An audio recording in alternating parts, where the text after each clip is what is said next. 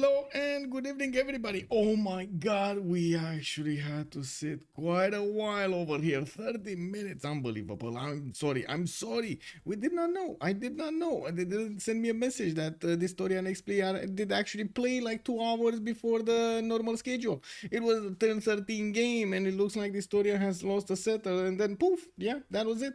Le prof de physique, bonsoir monsieur, bienvenue. We did get another game, by the way. One quick second. We do have Poolp going against ChucK, and I'm just waiting over here for the lobby to be put up, and we're gonna see them. I hope so. Jumping into the game really quickly.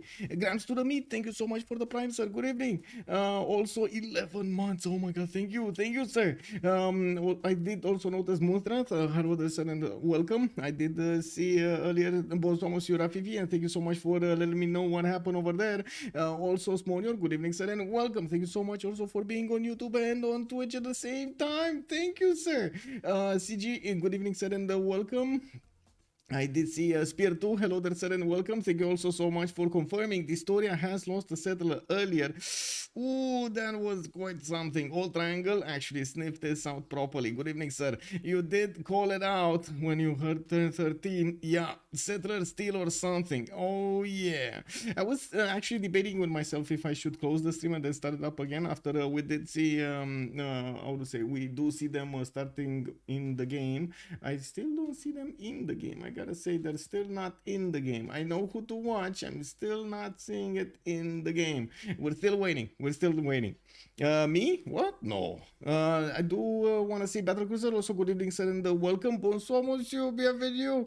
We also will have the announcement soon for the games on CWC. I'm pretty sure you did see the CWC website. Did get updated with the pages for the games. We're gonna need to take a look what's gonna happen over there if they do manage to get all of the game schedules, because yes, very few games are remaining for this group stage to take part, and you've seen quite a bit of drama lately, especially about that Magnificence win on Sunday. Ooh, that is a problem.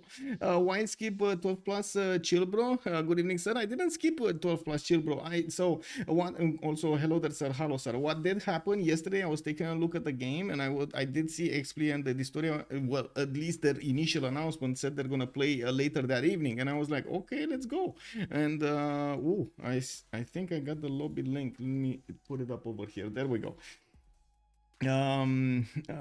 Okay, and after it, we're gonna join the game. We're gonna need to see what's going on. After a few hours, I did ask for the stream, and then I talked with the story, and he said, well, XP made a mistake when he announced the game. It was actually not Tuesday, it was Wednesday, so it would be today. And I said, okay, no problem. We switched the game, and I switched the announcement yesterday from Tuesday to Wednesday, and so on and so forth everywhere. And then, well, Pikachu face. So today when we had the game, it wasn't there. And I don't really want to, how to say, switch my games all over the time. Like if I commit to one, I would like to actually be committed to one rather than switching at the last second. I feel like it is disrespectful for the teams that I am casting, that if I do start doing that. So yeah, I'm not doing it. I think on very rare occasions did that. Very rare occasions, like 1 or 2 times, but I still feel bad about them. So I don't really want to do that at all. Looking at what's going on here, finally we got them in the lobby, and Poolp and ChucK are gonna need to show us the way over here in the Royal Rumble. Let me actually reconnect, because I don't see actually properly ChucK over there with a ping. Okay, there we go. Let's go. They will, as we've seen the last time we've actually casted the Royal Rumble, and I gotta say it's been a while. It's been like, what, 3 weeks or something?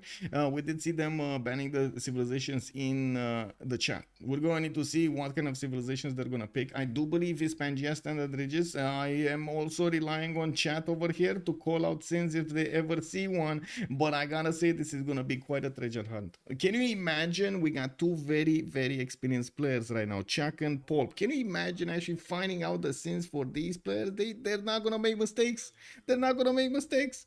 Hello, sir. It's a 1v1 tournament that is being played at the same time on the CPL server and on the CFR server. I understand the how to say, the points are being mixed and matched over there, and we're gonna see the quarterfinals, the finals, and so on and so forth being played together. We have seen quite a few games actually a few weeks ago, but yeah, to be honest, I was actually on the fence, because the last time I streamed the 1v1, we had comments over here that were saying that the 1v1s are too quick, the 1v1s are not like the 4v4s, that you guys prefer the 4v4s over the 1v1s. So I have been prioritizing a little bit more the 4v4s, and then out of the blue a few days ago, like what was it, on Sunday stream or a Monday stream, you were like, whoa, what are the 1v1s, bro?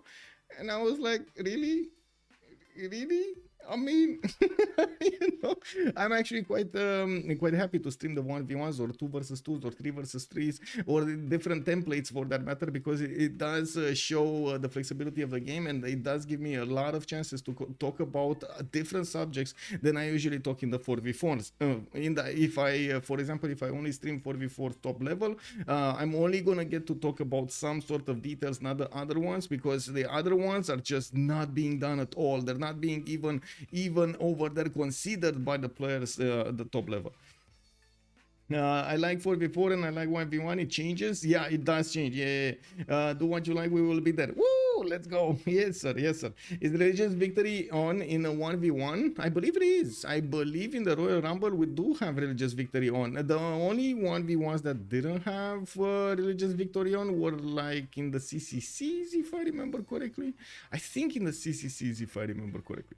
Anyway, I do see them starting to ban, and it looks like immediately Poolp is going to take out Catherine de Medici. Magnificent, sorry, magnific. We do have also Caesar being taken out by ChucK. Poolp is going to take out Vietnam. Macedon by ChucK. Tamar by Poolp. We got Scythia also being taken out. I do want to point out that Poolp is quite an aggressive player. Especially likes to play with Mapuche. I gotta say, we haven't seen her play in some time here, but I do remember a lot of pushes over there. We got Zulu also being taken out by Poolp. Okay, is ChucK gonna go? No, gonna take out Poland. Okay. 1v1 is definitely quite a different meta than the 4v4s we're used to seeing, so I'm actually quite curious how things will evolve over here and how the players will adapt not only to the map but also to the situation they find themselves in, going against which civilization, what does that civilization do, and so on. And we're going to see who's going to pick up the reign of the game. Looks like Poolp is going to take out Chandra Gupta next. The Beasley also, good evening, sir, and welcome. If Congo is in the game, it will be disabled. Oh, okay, I see. So there is I guess an exception to that rule. If Congo is in the game, it will be disabled. Okay, well, let's actually see if they are gonna take Congo. I doubt it, but let's see. Trajan is gonna be picked up by ChucK.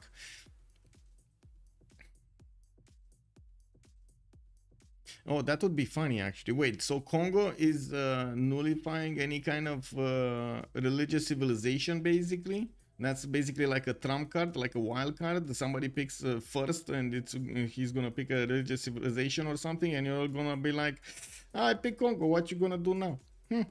What you gonna do, you and your religion? What are you gonna do now? Right? Let's see.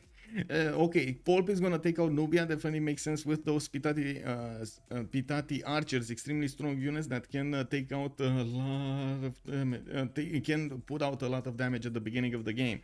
Okay, it looks like ChucK is also gonna take out Gaul, and we should be coming up on the picks now. We got 1, 2, 3, 4, 5, 6, 7, 8, 9, 10, 11, 12 bans.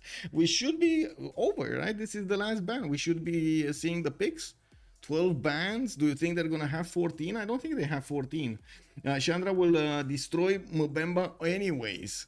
Well, let's see what's gonna happen. I think DBZD over here was smelling something is up and with India, and looks like Gandhi did get in. it did get in. And right now, let's actually see. Do you think he's gonna go for the Congo trump card? We got ChucK over here needing to actually either take the fight with the religious fight or not take the fight. Gandhi here does also have another trick up his sleeve. The fact that it puts a lot of wear-worthiness on his opponent. Now, that is quite a problem, especially in the amenity screen. We're gonna need to see if Poolp is also gonna get to amass her Varus and take out her opponent like that. And we definitely have quite a bit of a power spike here for Gandhi, depending on how you play it. You've seen it multiple play styles with Gandhi. It's definitely a possibility to go either way. We do need to see like with a religion or without a religion. Now we do need to see what ChucK is gonna pick up next against Gandhi. He's taking his good old time over here, no pressure for him. We're just letting him pick this. And I do want to double check, does anybody know this this game should be played on Pangea standard ridges, right? This or that's as far as I know. We got Pangea, dual map size, classic ridges Pangea. Okay, classic ridges Pangea. Okay, it's the open map, not the big. Okay. Let me actually fix this. There we go. I was curious at the beginning if this is it or not. Yeah, they should have also remap tokens. At turn 10, we're going to have a pause and we're going to ask if they want to remap this or not. And, well, looks like we still don't have ChucK picking a civilization here. Whoa! So if Poolp will win of Gandhi in here, ChucK will nerf it hard in the next match. The problem is we don't see Nuke Boy anymore. Always banned. Whoa, John Curtin. Is this gonna be John Curtin, the religious leader? Is this gonna be religious John Curtin? Have you guys seen religious John Curtin? It might actually be quite strong. I do want to say also hello there also on YouTube. Good evening, Baxter. Good evening, sir, and welcome. Papa's also good evening, sir, and welcome. Dr. Smore, hello, sir, and welcome. We're getting into the game now, and we're gonna need to see what does everybody think about this map. Are we actually gonna have one map or two maps or three remaps? Let's actually see. 012 submission period for 10 minutes. I think it's too much actually, because you're gonna see this game is much faster. You're gonna see how fast these players, when they only are two in the game, you're gonna see how fast they're actually gonna click buttons over here. It's gonna be quite a race. Wait, why do we have I think AI plus in game Eleanor impostor?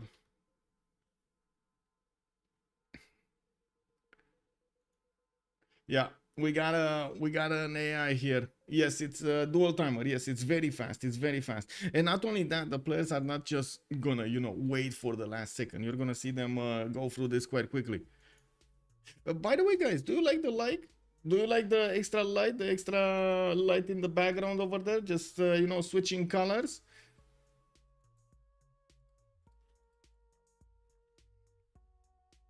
I think we're gonna need to relobby on good settings. Oh, yeah. We're probably gonna need to relobby over here. We got both of them on the right side. Oh my god, this would be such a cage fight. Oh, this would be beautiful to see, to be honest. I know it's painful to play, but from our perspective, it would be beautiful to watch. Oh my god. Anyway, let's come back to this. Too much light. Oh, I see, too much light. I think I did try to tone it out, but anyway, maybe some fireworks on top of the hat. Can you imagine that, actually having those birthday things over there just spewing sparks from my brain? Are those GoV lights? I have no idea, sir, what GoV lights is. I mean, I just found them like LED sticks or something like that, and boom, there we go. Let me actually find the link to the proper link. Let me see if things are in order over here. We got this. Okay. We got this. Okay.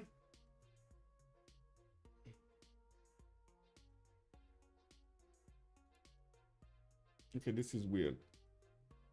Why don't you see the... What's going on here?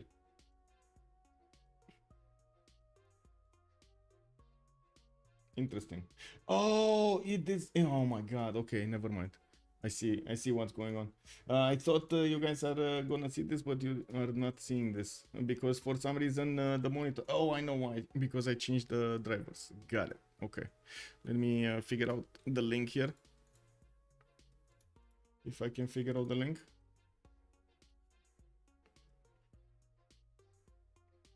except for fire hazard, that would be nice. Yes, you can imagine I won't actually stick things that make sparks in my brain, no? People talk about Catherine Magnificent, but I'm pretty sure we can, Eleanor France can put a culture before the turn 40 with her wonder. You think? I don't think put turn 40 is a bit too slow, too low. I mean, in turn count. And wouldn't you think people tried? I would think people tried. Maybe. Anyway. Okay, we got all games scheduled. Looks like in the CWC. Going to need to put the two other ones here by the looks of it. But anyway, where is lobby and why is it not happening? Okay.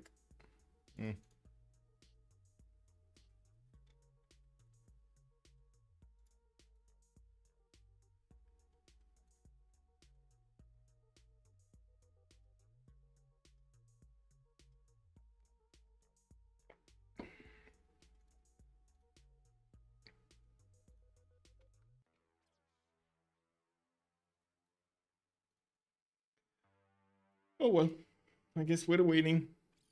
I'll try against the bot for the fun of it. Yeah, there we go. Share some pictures. Let's see what you did.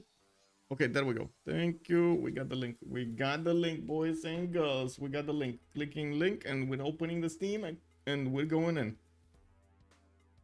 So we did get through the pick and ban phase and now we just need to actually go for map. Let's see the map. They went for Gandhi and ChucK did go for Australia. That's gonna be quite a matchup over here. We've seen Australia be extremely good when it comes to acquiring a lot of science at the beginning, and it probably will have a serious advantage going against Gandhi over here in the early to mid game, depending on how Gandhi is going to be played. If it's going to be played holy sites or something else. We do need to see if also ChucK is going to want to go for something a little bit out of the norm here and go for holy sites. John Curtin, we gotta see. I'm just, you know, spitballing over here, throwing some how to say, some pressure. Let's see how the map is gonna look like. Usually in these dual maps you do have one side for each player, and of course we're gonna have some city states. They are not allowed to, if I remember correctly, they're not allowed to take city states. They are allowed to take out city states. They're not allowed to keep them in their empire. And okay, we do have the first games, the first map started up here, and it looks like on the west side we're gonna have Poolp, and she's gonna have a decent amount of fresh water, to be honest. That's more than decent here. With the horses to the southwest, with the 2-2 base underneath. I'm pretty sure we're talking about balanced BCY, right? Wait. We got balanced BCY here, no? Yeah, capitals only and balance. That's gonna be 2-2 base basically underneath her settle over there. There we go. And we do have her with a pretty good second settle to the east side, where she can actually work the amber tile, giving her not only science but extra faith. And look at that, man. We were just talking about maybe a spawn diff between them because of the science, and of course Australia over here. Oh my god. Okay.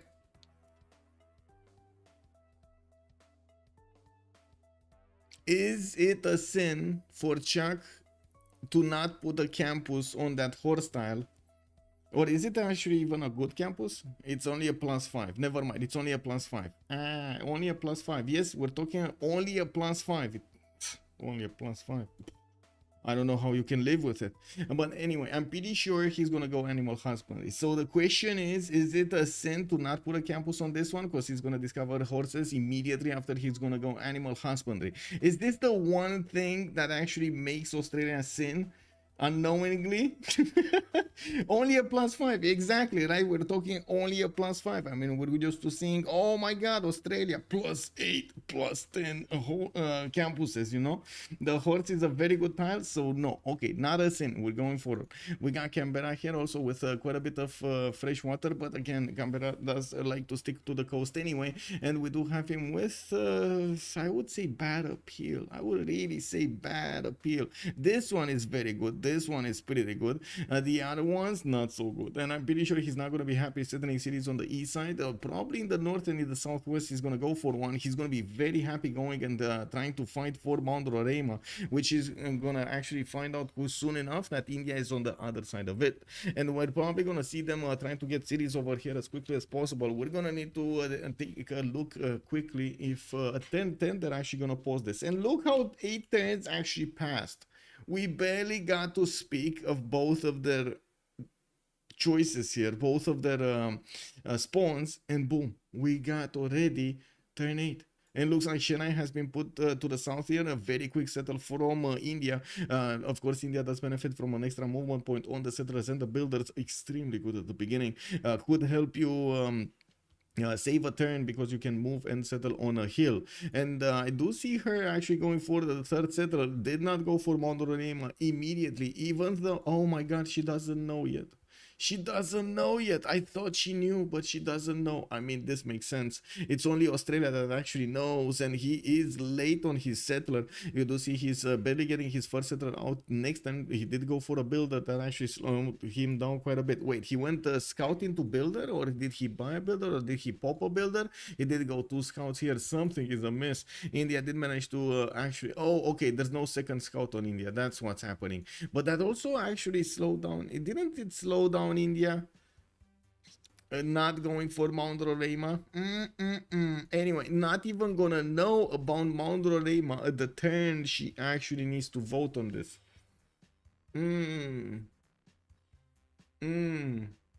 Did she actually do the scouting sin, or I should say no scouting sin?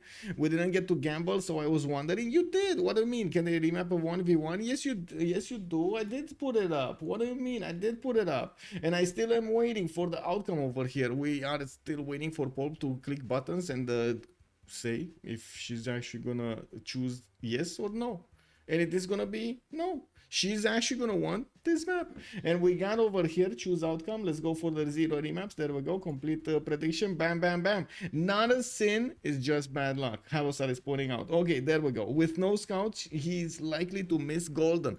That's a good question. India, and India is gonna miss golden. I'm pretty sure you're referring to this. It's a she, by the way. India is a she.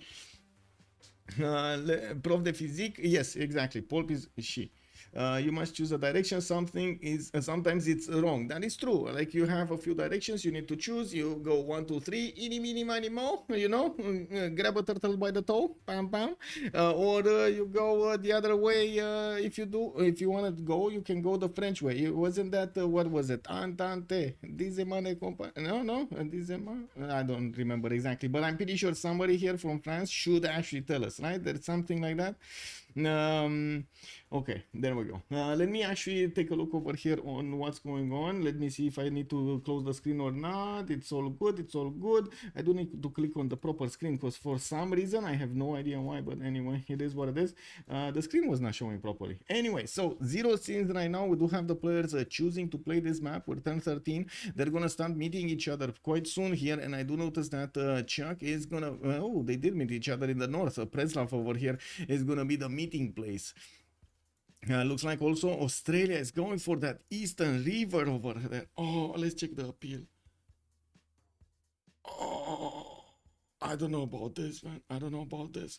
Anyway, it does look like we're going to need to see if Australia is going to manage to get that city to Mount Roraima. Not yet is, I think, the prediction. Now, Canberra did manage to get the 2 pastures going, and I do notice a 3-3 horse tile with a 3-2 cattle tile, pretty good. What is that third build that he did, or did he send his builder? Oh, I see. He's going with the builder with the settler to actually improve the horse tile that he has next to these cities. Okay, makes sense. I do also notice more of these cattle tiles to the south, but that's quite a reach to actually go so far in the south with the first cities, especially since we already had India not only only managed to put down his her second city, but also did manage to get the population growing, the holy site growing, even the volcano, even managed to tickle the volcano well enough that it started to explode.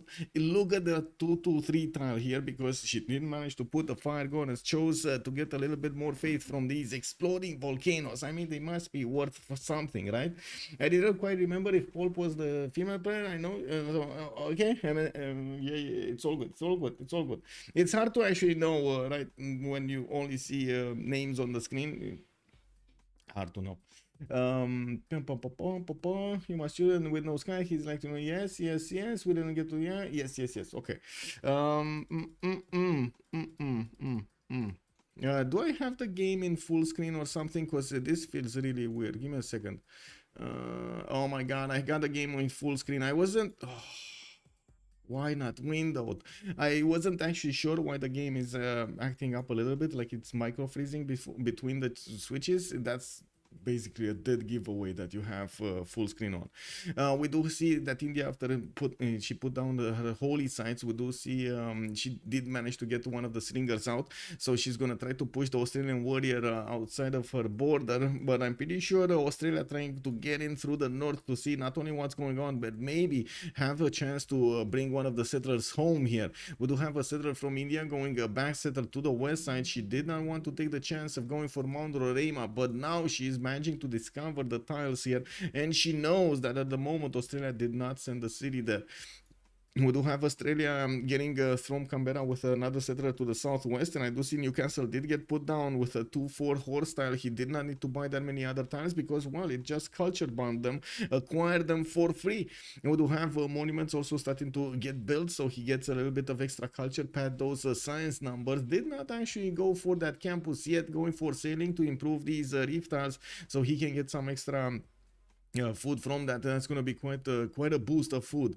We do have him also putting down, what's this, a campus? That is a +2 campus. Ew, +2 campus. Oh my god. Okay, like this is a bit confusing to me. Like, wow, I would have definitely thought that he's going to try to max out the amount, the bonuses that he's getting from how to say, these campuses at the beginning of the game. And of course that would actually matter quite a bit for the placement of the cities.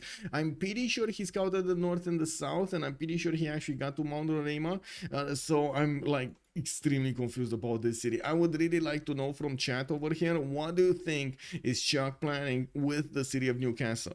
I mean, Temenanki will probably not gonna be a good idea. We're talking about like only 4 tiles. He does have indeed the horse tile that's giving him the extra production there, which is a pretty good tile and helps out the tempo. But is it worth the down tempo that you get from not having that many good campuses? Because it does not scale properly into the game, right? You don't have, you get less double card, you get less size from the other cards and so on. Like it's everything scales after that. Right in the middle between them, that Mount Roraima placement is so interesting. Yes, sir, indeed, white boy Arvid. And I'm sorry, I actually read it from the bottom to the top.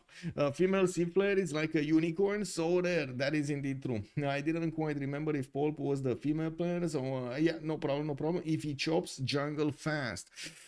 That's the question, because usually I'm pretty sure these players are not gonna really want, like, you know, like really want to go for how to say, to go for encampments if they don't need to. So we gotta see if in the 1v1s they're actually gonna prioritize getting a general. I don't see them doing that. Like on the west side, we got Paul basically bunkering down, getting her monumentality points up for the next golden, and as you can see, they choose Fire Guards as a pantheon. We'll have another tile expansion here in Chennai. Maybe that volcano explodes more, we don't know, but she's getting a builder from that city center and will help out the chops here. Would do well to actually chop all of these 3 tiles, because if they get covered by for more volcanic soil over here, they're not gonna do anything anymore, right? The forest will just burn down and you don't get the production from it, even if you do get a little bit of faith afterwards. And that's just, you know, not efficient enough.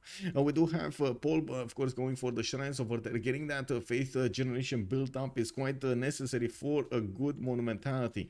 I do notice Australia's scout was a bit too late to get to Hyderabad. Without a promotion, it was hard for him to get through the forest and the hills over there. And it does seem like India is going to try to fend off attacks from a warrior here of Australia that's trying to get her holy site. Well, that warrior said peace out when he saw way too many stones thrown at him. He went across the river over there and he's challenging the slingers. Come on, bro, come at me, bro, from that other side of the river going towards Mount Roraima, and we'll try to get back home. Maybe there's gonna be a horse, a pony coming out from the fog of war. It looks like also one of the Indian scouts with a dog did go towards Canberra, and he's definitely sniffing around those cats from Australia. We're gonna need to see if ChucK over here is gonna manage to get out with this with all of the tiles intact, or is he gonna get pillaged over here? As you can see, just the presence of that scout is making ChucK over here just keep the builder in the city center. I would imagine, well, he definitely wants to escort that somewhere. Would have been nice to have the deer tile from the beginning to get oh, wait a second, is this gonna be deer tile into Temple of Artemis? Because he's not moving. He definitely wants to do something around here. It's either to go for the cotton tile, because you know ChucK actually has irrigation coming up next time, and that would have meant yeah, there we go, it's the deer tile and he wants to get that wonder over there. That would definitely make the population of Canberra amazing, and not only that, but would also give some extra amenities to the other cities. So yeah, there we go. Okay, so it's not that. It's gonna be the cotton tile for the extra amenity. We do have him right now with only a content amount of amenities there, 0. While I do see he did finish his campus in the capital city of Canberra. That is indeed a good one. That's a +5 over there. Yes, I know. We talked about earlier. Only a +5. But this +2 here just, I don't know, doesn't belong. Doesn't belong, man. Like, it's not in iRobot, like in iRobot, you know, one of us. No, that campus is not one of the +5 campuses. You know what I mean? It's a select club over there. It is a holy site that you build when your city gets to 7 pop. Wait, what is a 7 pop holy site? KW? Yes, basically. Yes. And the Mount Roraima Amber tile makes me sick. Why? What's with the amber tile? You mean it's too much? Is this one of those times with too much chocolate, sir? It's too much chocolate? It might be. I don't know. Kick W. Okay, so it looks like the scout threat has been dealt with, but not before the horse style has been pillaged. Poolp did sacrifice her scout over there. Her only scout, actually. She didn't manage to get another one. And it looks like the builder probably did not manage to chop that many things, but I do see the shrine did manage to get up there. The volcano exploded, and I do see the city of Chennai did get quite a bit of an influx of faith generation from all of these extra fertility tiles, with a holy site project coming up from Delhi, and with both holy sites finished, I'm pretty sure she can actually get a religion in both cities and not really worry about what's happening with the third one. She's just gonna passively spread it into the third one. Traders coming out in Hyderabad, amazing. 3 pop city already. She really needs to actually min-max these tiles and try to get better tiles to work in Hyderabad. This probably should be in Hyderabad, but right now it's in Chennai. We do have actually one single 2-2 and a 1-2 here for the Hyderabad to use as production, and as you can see, there are no more other tiles around it that would actually have production. So definitely there's a need over there for a switch or a buy out of a tile. Now with only 3 gold a turn, India is struggling to actually get that gold necessary to do all of this. This is one of the problems of most of the monumentality civilizations. They struggle with gold per turn at the beginning of the game. They struggle with buying out tiles, and yeah, that actually slows them down a little bit, but they get so much from the monumentality, from the flexibility, from the freedom of having all of that faith per turn. It looks like also India is still, wait, did she lose? No, she moved one of the singers to the south and deployed it to the holy site, while she's keeping the other holy site in check over here next to the city of Delhi. We do have Australia trying to get another round of attacks against the Indian slinger, and it looks like that slinger did manage to get a promotion. That's a 20 attack strength slinger. You don't really want to mess with it, you know, like that's a hard rock that's gonna hit your head, and it's not good at all. Mali religious idols. Whoa! Imagine base game gold mine on that. Yes, please. Yes, please. Do you know what's the opposite of thick? Slim? Maybe slim? No. Machiavelli. Good evening, sir.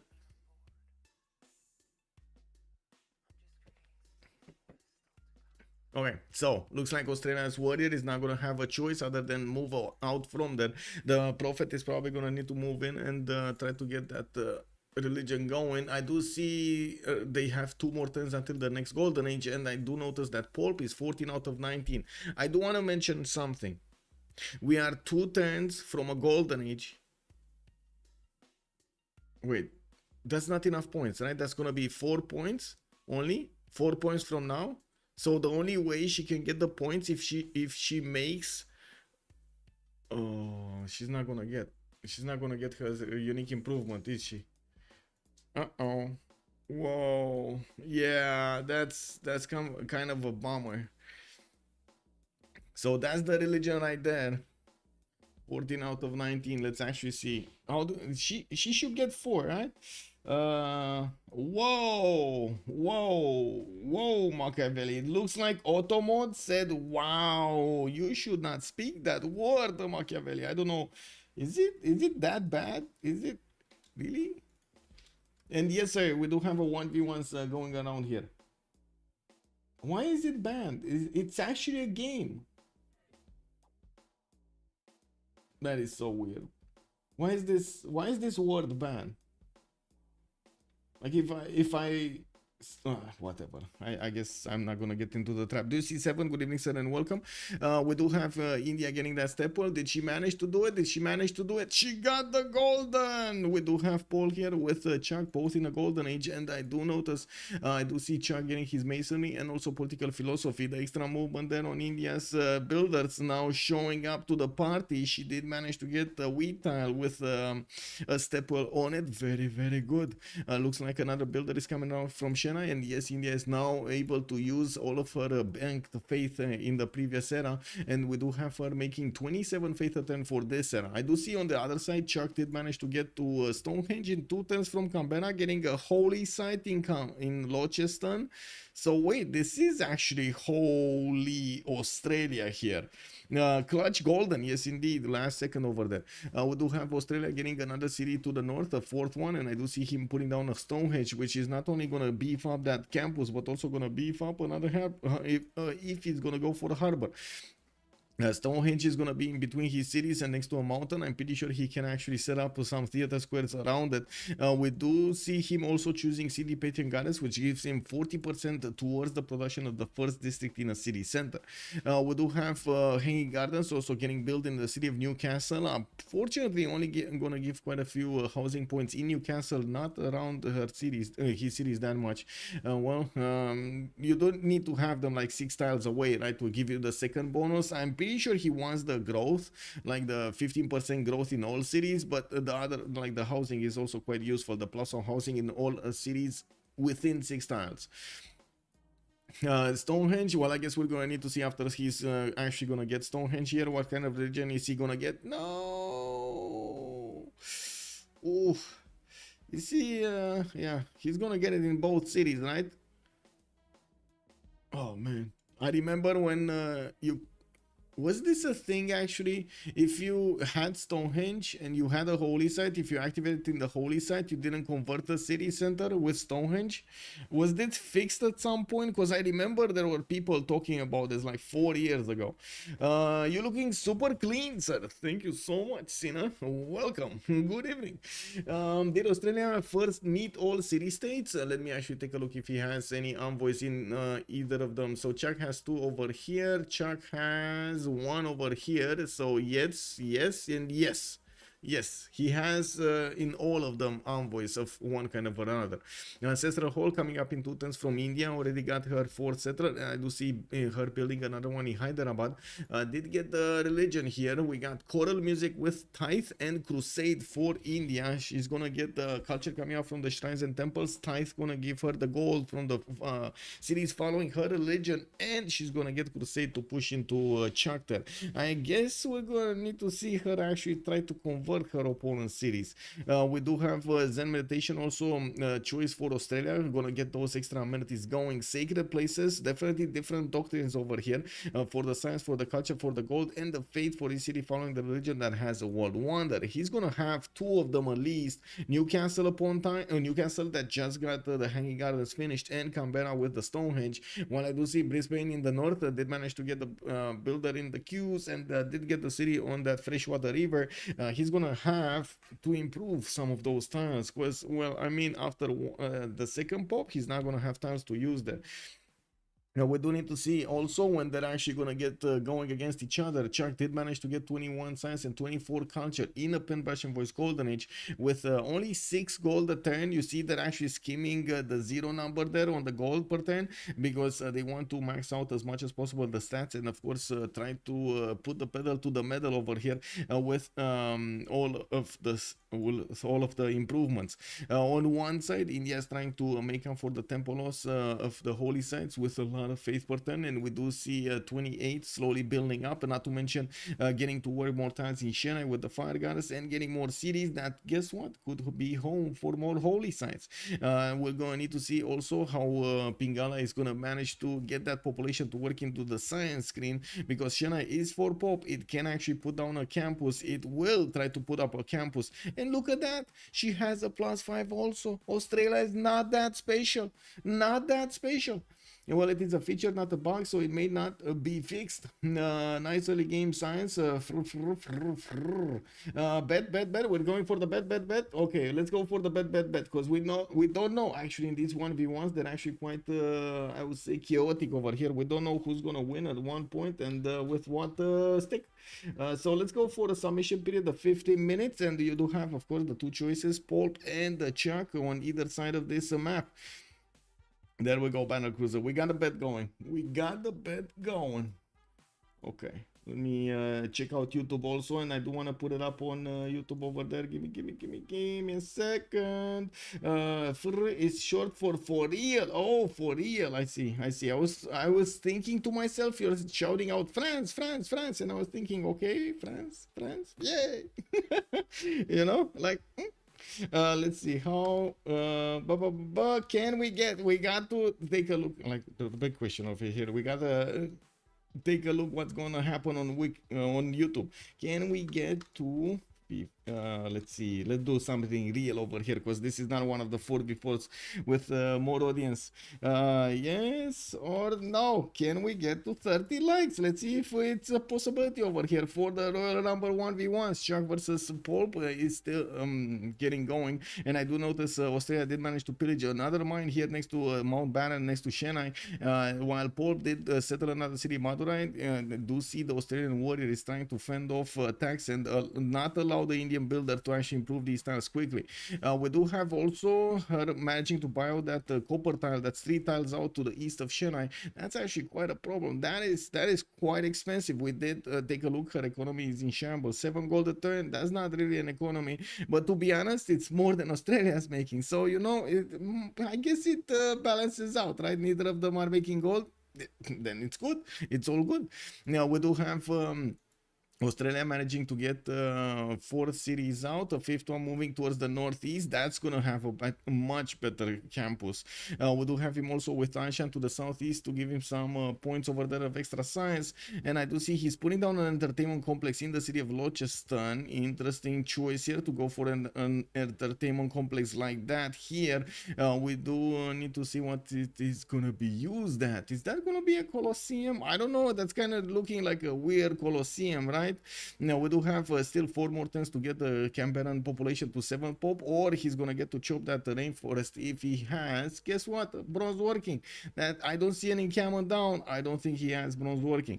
We do have a horse also coming out from Newcastle, gonna go against the Indian warrior and shoot it down with an archer also, getting out of the forest from the north of the campus. I mean, I think the Campusians did actually just spawn a random archer. They were like, what happens if we actually get to put a line on a stick, and then you make that stick throw another stick with the line, with the help of the line, you know, follow me right now, and then, oh, check this out, this is gonna be the awesomeness. We just send people with these sticks and tell them they can actually get bears with them.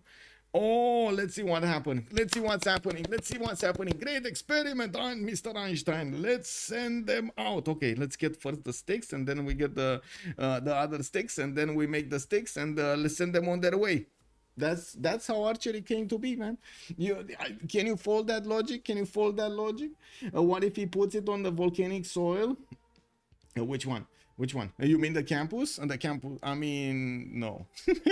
She already put it down on this +5. It's just this one would be a +3. This one would be a +2. I don't think it's good enough to be in danger. Like, this volcano is definitely getting quite excited over here, and you can't really help it, right? So I'm pretty sure this area is gonna be swimming in fertility, extra fertility. Not good, not good.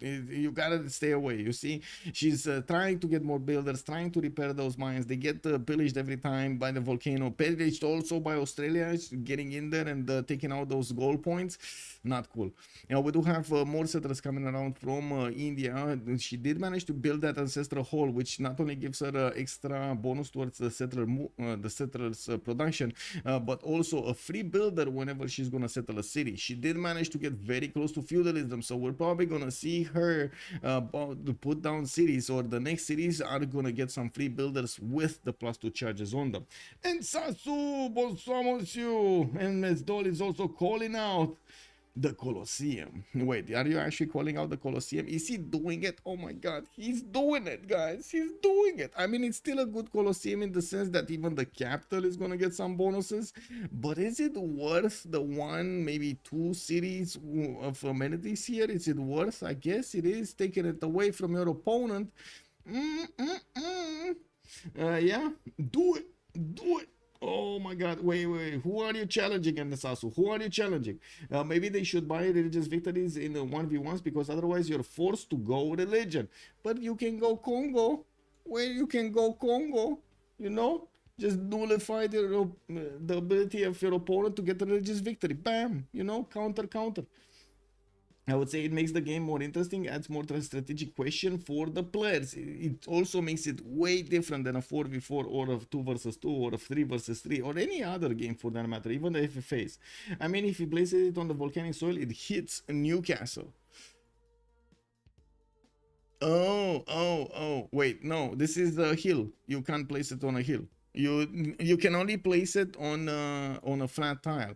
So I was expecting it to come maybe out from Canberra somewhere. I'm pretty sure he would have had the tiles to work here if he wanted to put Colosseum. So for example, entertainment complex over here, Colosseum, boom, over here on the marsh tile. Both of them 3 rings. That's quite expensive. I guess, yeah, another problem, you know, how expensive the tiles are at this point in the game.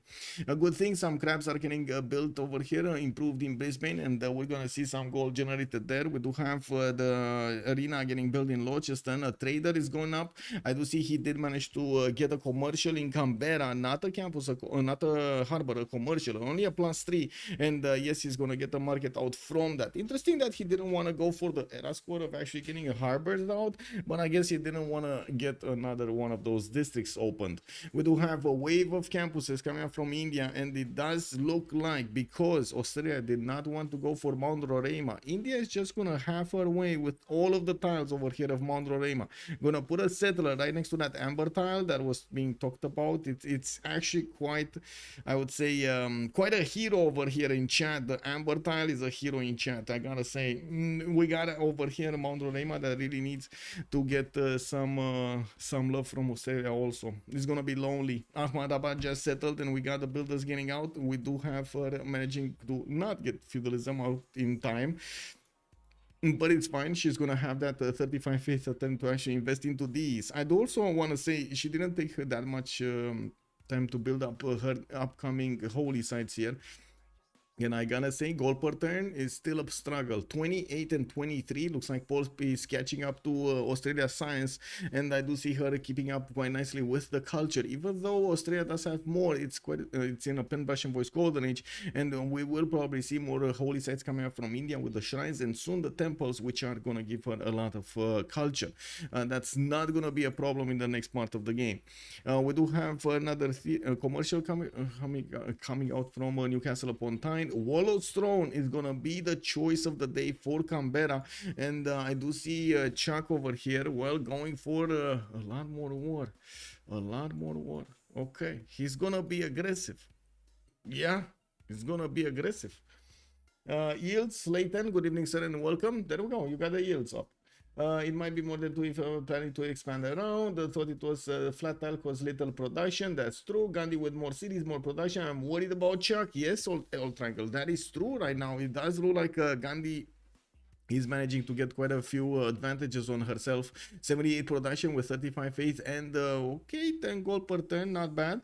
Definitely a lot more economy is needed over here, but I do see her settling a lot of cities and getting new ones out. 2, 4, 6, 7, 8, 9 cities. This is so greedy. Like on the other side, we barely have Australia getting 2, 4, 6 cities, and he stopped making settlers.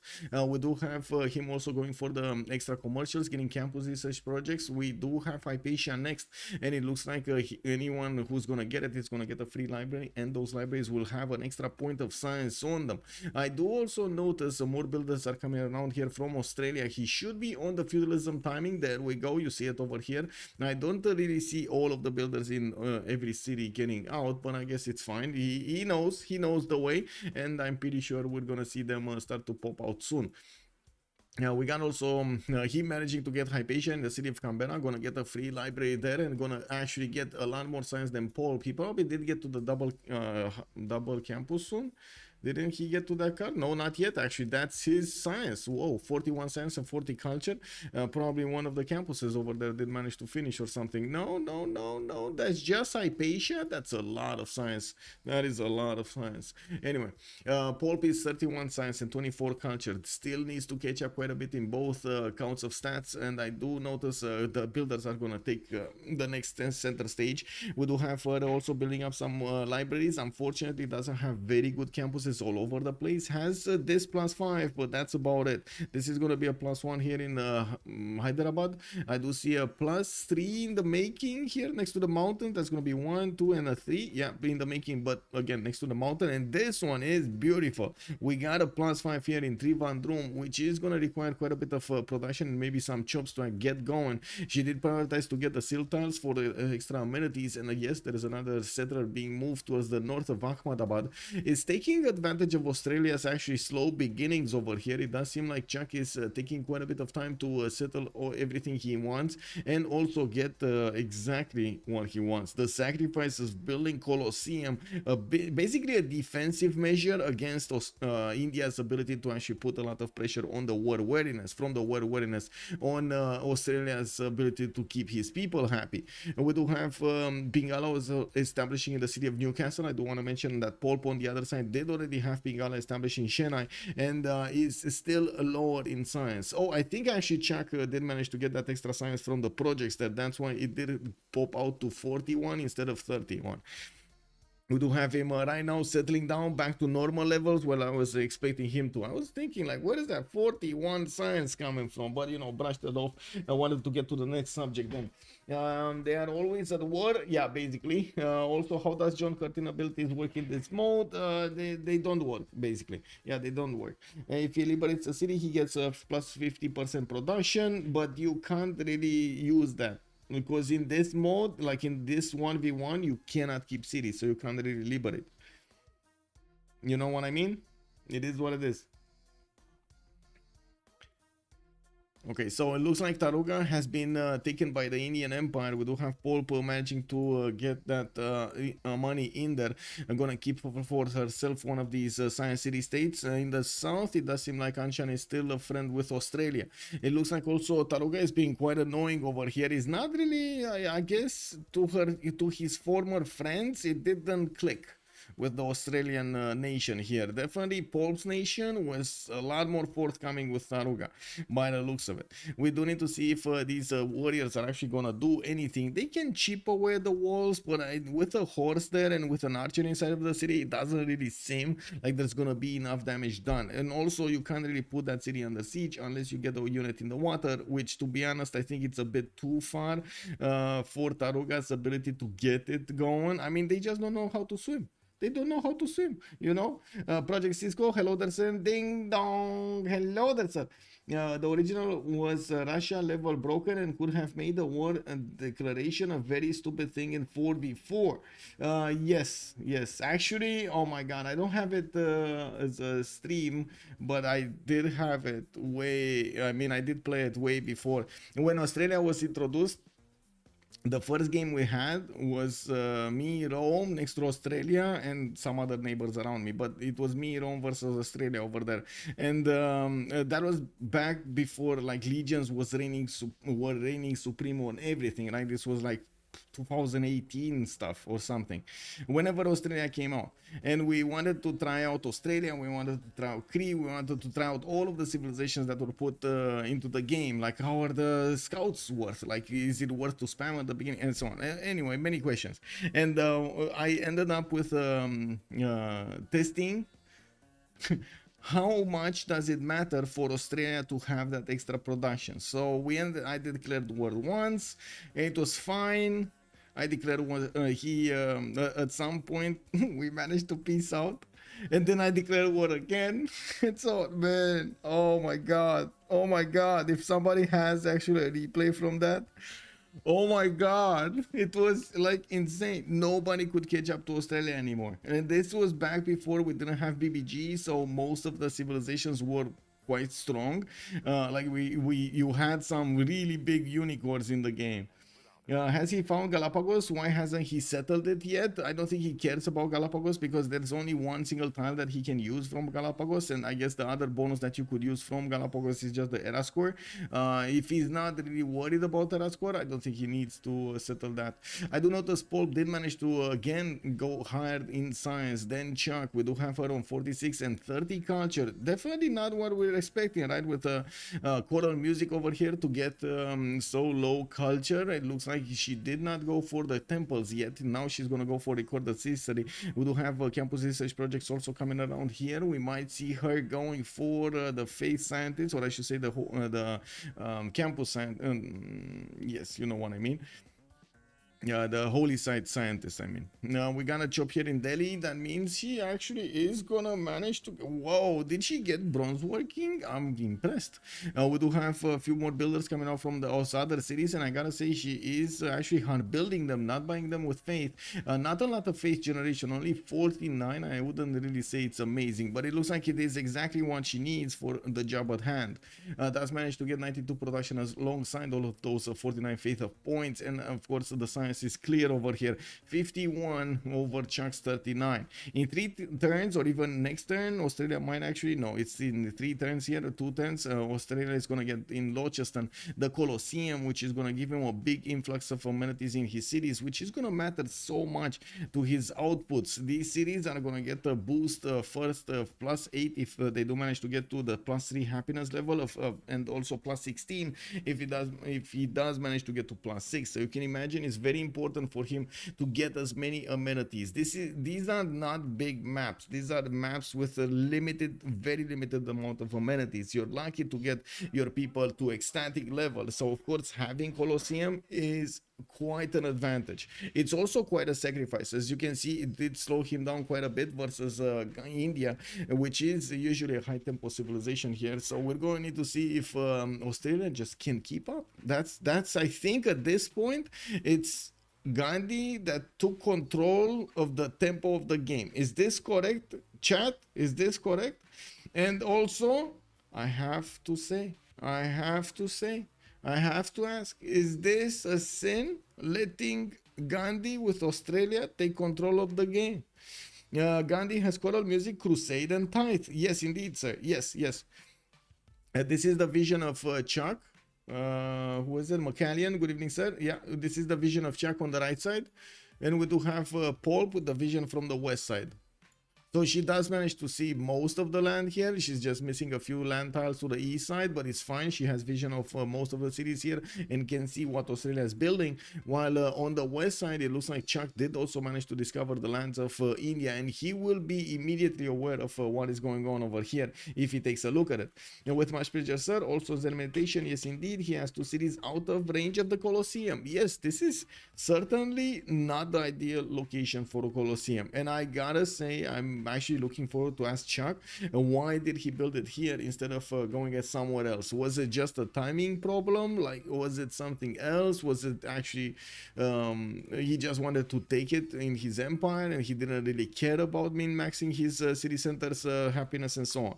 Now that he's gonna build it next turn, we do have to take a look here. We got 0, 3 and 0. 0 plus 3 and 0. Let's actually see what's gonna happen next turn when those extra amenities are gonna come out.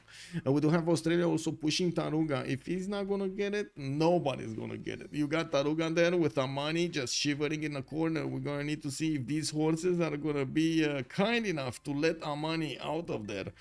Yeah, I don't like the Colosseum play. Slows you down too much. Singularity also, good evening, sir, and welcome.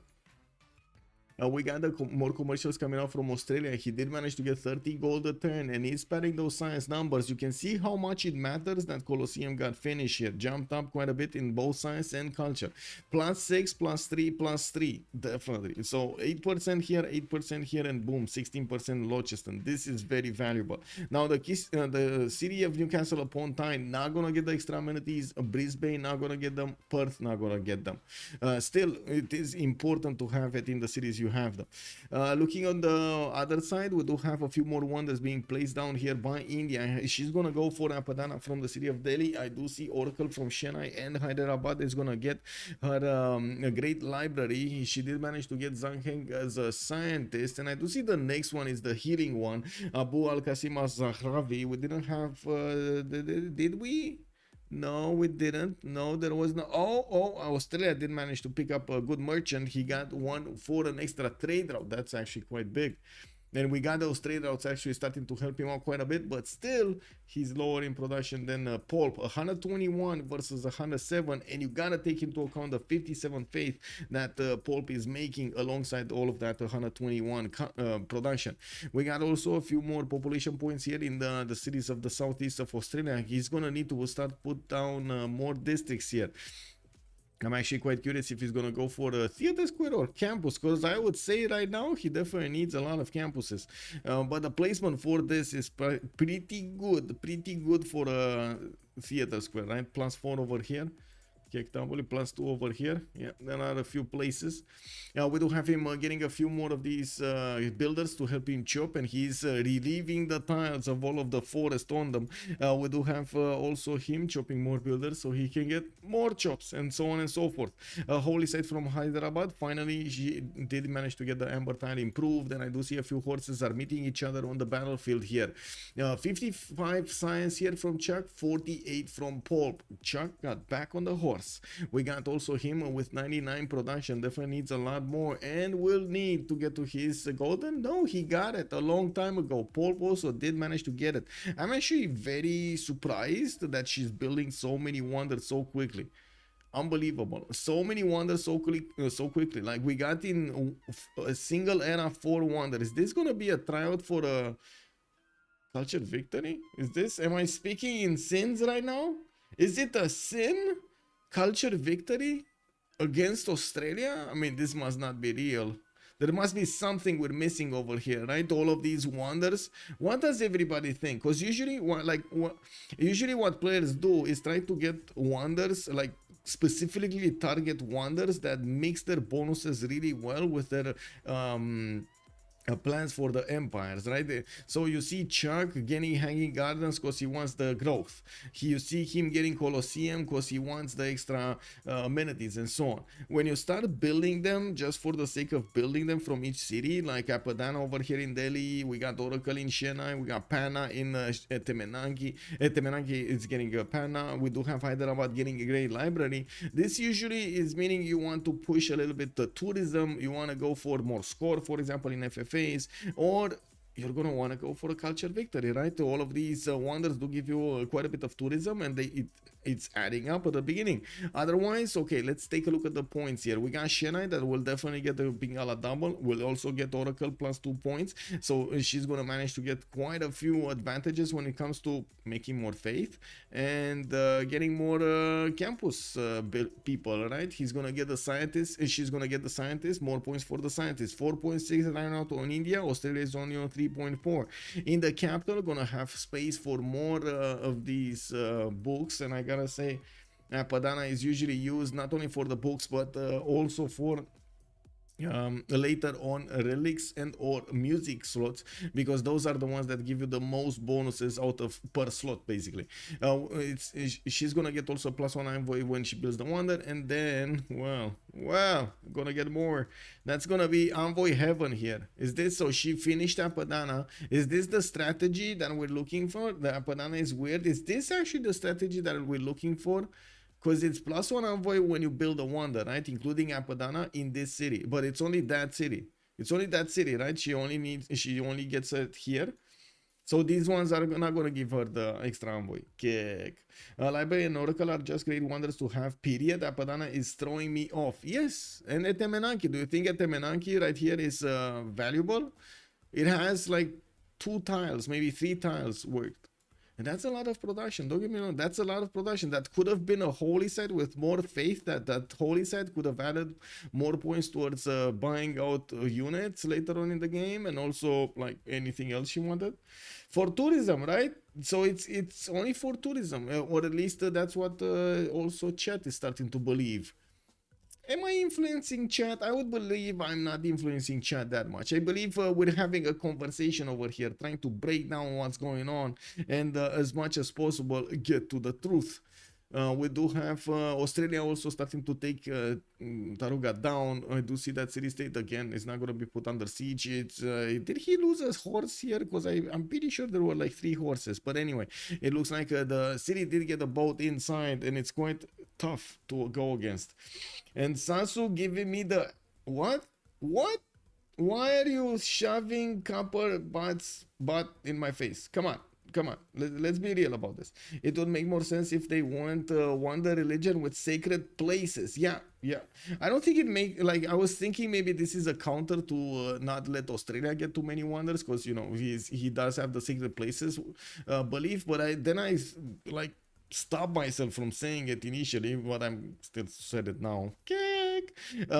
Because I was thinking like, is that worth? It doesn't feel like it's worth to spend so much production into those without actually capitalizing on those bonuses, like taking it, going for the counter, like taking it away, taking them away from your opponent as a base principle rather than something that can relate much better with your overall strategy.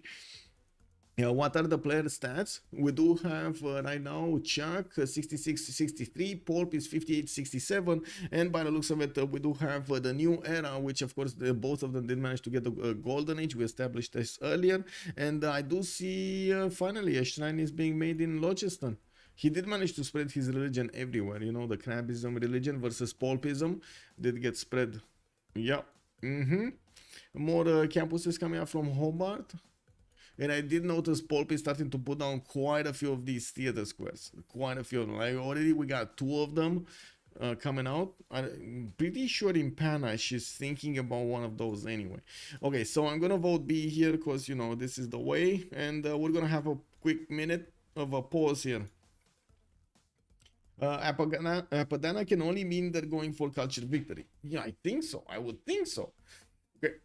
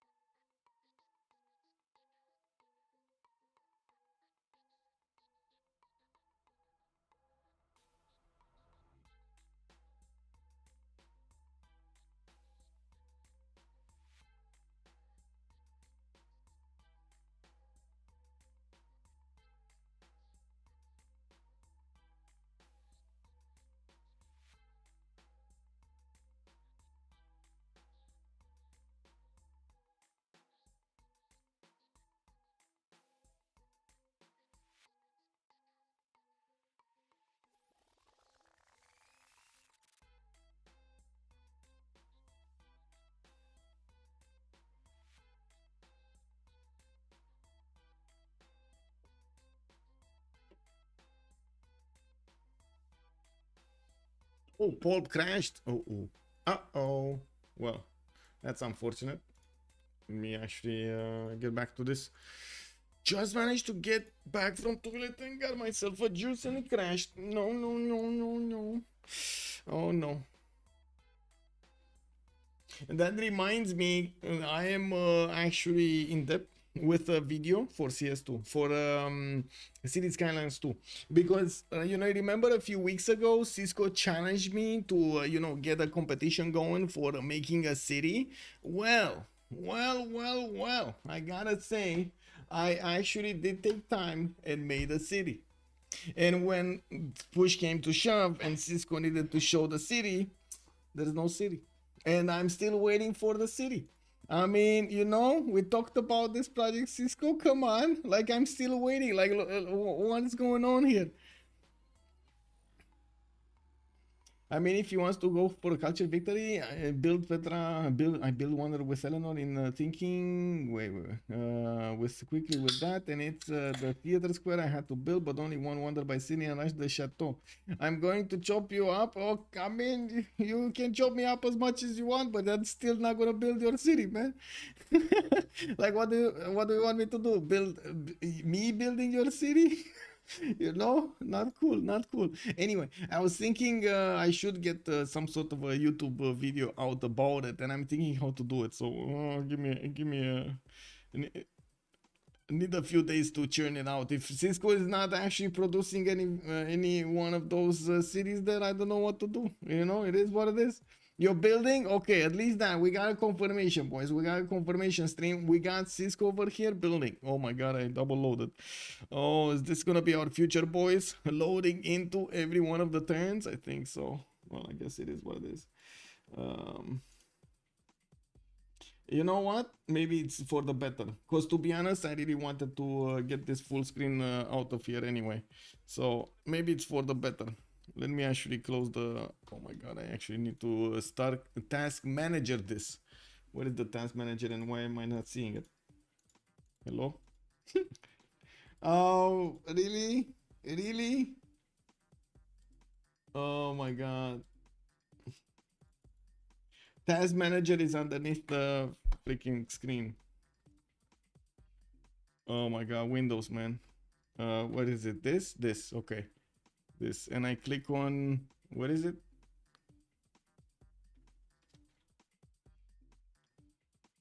Huh. Task manager again. Shift tab.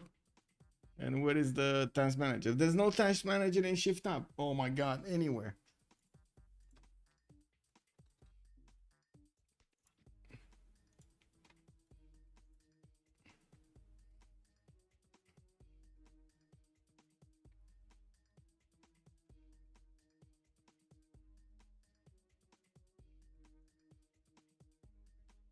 Okay, I think I have another idea.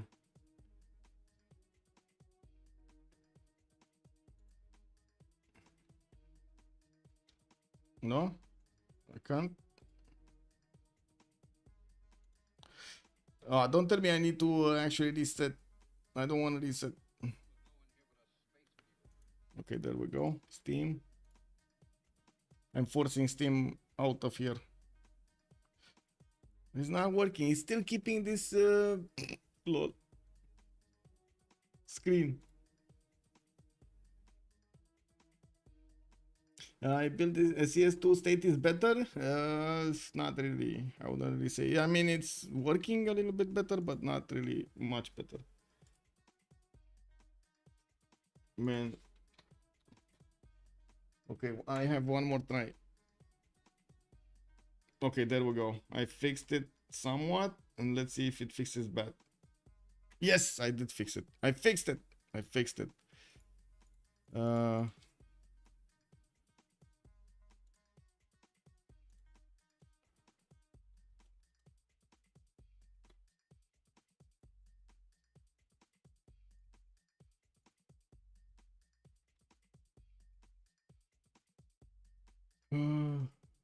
why is this?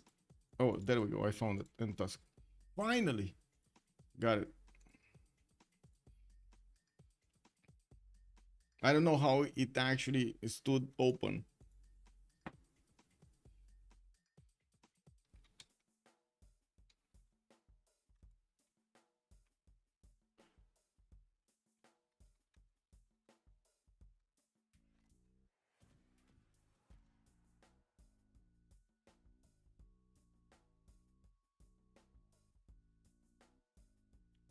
Okay. It's this. Trying to get back in. Oh. Where is this new lobby?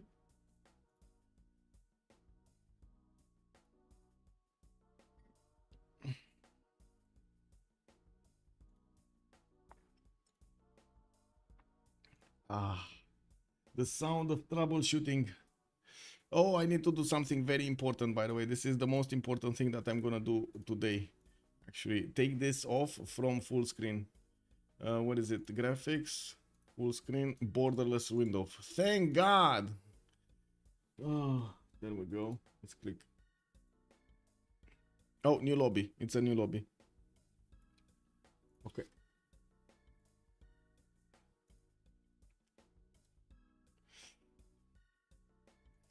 You build the computer for CS2, man, you gotta show us pictures. I'm always like so excited to see when other people build stuff over there. I want to see new ideas. I want to see road pathways. I want to see neighborhoods. I want to see, you know, how you deal with so many problems over there, especially in traffic. I mean, there's so many things that could happen. Oh. Rejoining really quickly. I see the problem. I fix problem. There we go. There we go.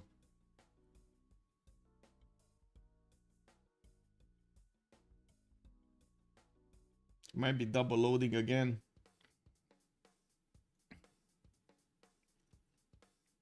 I was thinking if I should stream it, but I wasn't really sure I should stream it. So what I did is actually make how to say a time lapse. Like I recorded everything from the beginning as much as I can. I didn't record the last part, but I can't really say the last part is that amazing. Like I did mostly like a lot of micromanaging and fixing problems rather than doing the main stuff, like the main infrastructure and everything.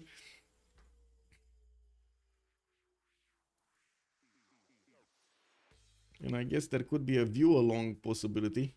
Okay, let's get the juice going. So we're coming back into the game. I do have to say we were just after the World Congress session or into the World Congress session. I think we were just after the World Congress session. We do need to see what they chose here. So Theocracy is going to get the wildcard policy slot. It looks like minus 25 production for the next Congress. John Curtin is also going to have 2 Diplo victory points given to him. I do see also India did manage to get 2 faith. Okay, 2 faith units. If missionaries are moving to the east side here slowly, we gotta see what she's gonna do with them. I would imagine 2 units are a bit too low in count to actually put pressure enough on Australia, but you never know. And maybe he's gonna make she's gonna make Australia over here overreact to this problem. We do have some horses which are fast units, and of course could actually go there and try to take out the missionaries, condemn them. But we're gonna need to see if that's gonna happen. We got also more campuses coming around from Poolp. ChucK came back on the 67 points of science, and I'm pretty sure he did manage to get the double card in. Natural philosophy is in there with a maneuver and urban planning for the extra production, while Poolp is gonna go for new builders with the 2 charges, urban planning of her own, and Corby. So she does manage to finish all of the wonders that she started. She only has great library to finish. Already did build Oracle, Apadana in Delhi, and I do see Pana in the did build Temenaki over here in the city center. We would see also some wait a second, if she does manage to get the harbor out, she would have access to those naval wonders also. I mean, right now I guess Poolp is quite strong. 146 production with 79 culture. Did choose to go for a pen brush and voice golden age, not a monumentality this time around, so she's not gonna get to use her faith per turn into buying out more builders or settlers. She's gonna get to use them maybe a bit later, those points for the units, when she's gonna manage to make a Grandmaster Chapel. And that would also require her actually having monarchy, which is right now getting discovered. Next time she's gonna get divine right, and I do see ChucK is closely following up with the turn thereafter.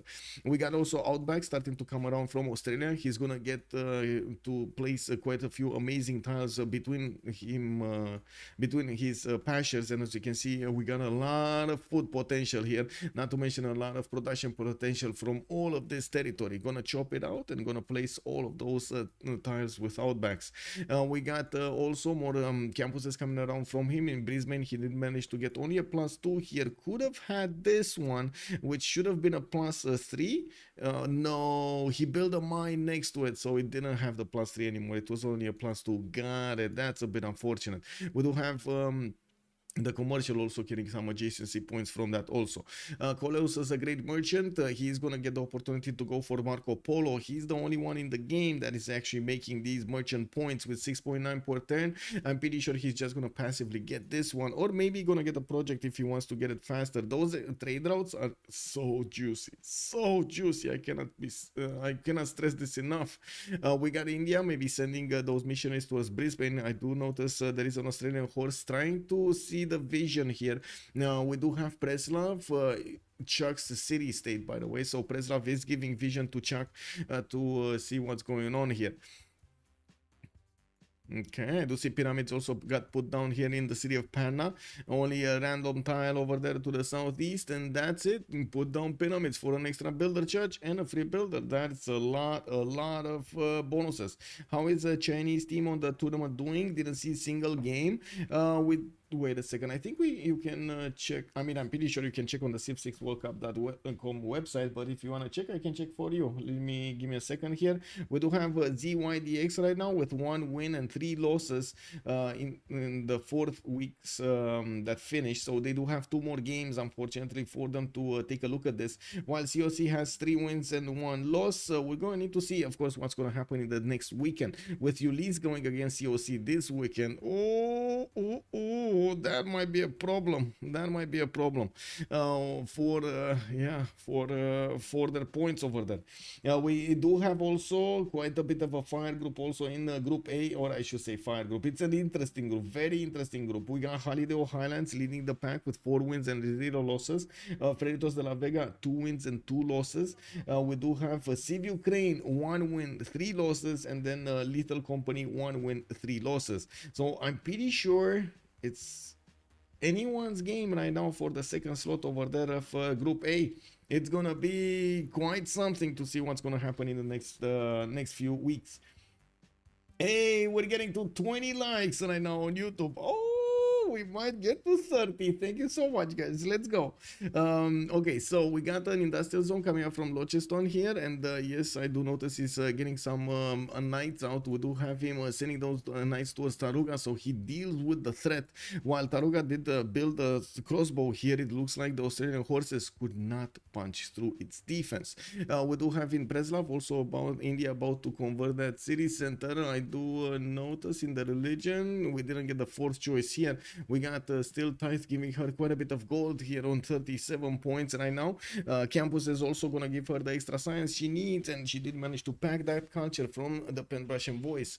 I would imagine we're going to need to see some, or at least 1 industrial zone here from India also. Well, I guess we're going to need to see. It doesn't seem like if she will want to go for a culture victory, she's fast enough on this. She might be actually planning to get as quickly as possible towards fascism and get as much culture as possible from the adjacency that this is with the wonders are gonna give her. This is a +3 theater score. We got another +2 over here. We got in the capital city of Delhi a +3. She can put one from Trivandrum as well to the southeast, and has a pretty good campus style over here next to the mountains. Gonna get her Grandmaster Chapel. Definitely needs more food in the city of Delhi, and I wouldn't how to say, take out the possibility of her just chopping out all of these tiles on the west side and putting down farms here. She can work Trivandrum farm, she can work Delhi 2 farms, and of course have the stepwell over there next to them, which is quite good in itself. We do have also some more temples being built. This is going to increase the culture she's making from those faith points, and I'm pretty sure she's going to be happy generating also more faith alongside that. 99 faith at the moment with 97 science and 93 culture. 37 gold a turn. That is an okay-ish economy because she doesn't have any units. Like, if she would have had units and she had this gold, I would have definitely agreed that this is a good economy. It's okay-ish because she definitely doesn't have units. And we have the destroyer showing up. Whoa. Yeah, she's in her, like, what, 4th cycle or something, 4th hit period. Wow, managed to rip my brains apart. In the city state screen, looks like ChucK is still keeping hold of Preslav and also of Anshan with money in there. Taruga is being kept by Poolp, and I do notice these Tarugan units are not actually going to manage to keep away for too long the Australian horses. There is a crossbow over here that is going to need to get back into the safety of the city of Taruga unless he wants to meet his demise over here from the Australian knights. We do have the walls going up in that city center. That's a 43 defense strength city, and Poolp can just put in more envoys. We're going to need to see if she's going to manage to give this city state such a big defense that not even Australia will want to play with it. We got more commercials coming around. Definitely Australia will want to move the trebuchet to the front line, so she towards the city of Taruga, so he could smash through the walls. That would still mean there's quite a bit of time for him to get here and smash that city down. We do have also encampment coming up from Newcastle upon Tyne. Newcastle, sorry. That's the first encampment that we see in the game, and I would imagine he's gonna want a general. But I'm asking a very simple question: when is that timing attack coming out? Because it looks like both of them are actually trying to sim here, but in the overall scheme of things, with Gandhi managing to get so many cities and also keep up with production capabilities, has a lot more faith. In the next part of the game, it does seem like Gandhi over here is going to have a serious advantage from having more of everything, like more campuses, more merchants, more theater squares, more holy sites, more, she can't defend her CS while ChucK has 2 pocket. Yeah, I don't see how ChucK can ever push Poolp. That's also a very good question, if he can ever push Poolp. We might see him. I mean, there is a way with the diggers on the coast over here, but as you can see, we got some Indian galleys keeping check. I would imagine it would cause quite a bit of stir if you see some diggers showing up on the western side of India. Oh, I would just love to see that in slow motion over there. Them getting onto the shores, being met by a unit from India, and then the Pikachu face starting to come out. You've seen even the oh my god, did you hear the meow? Did you really? I was just talking.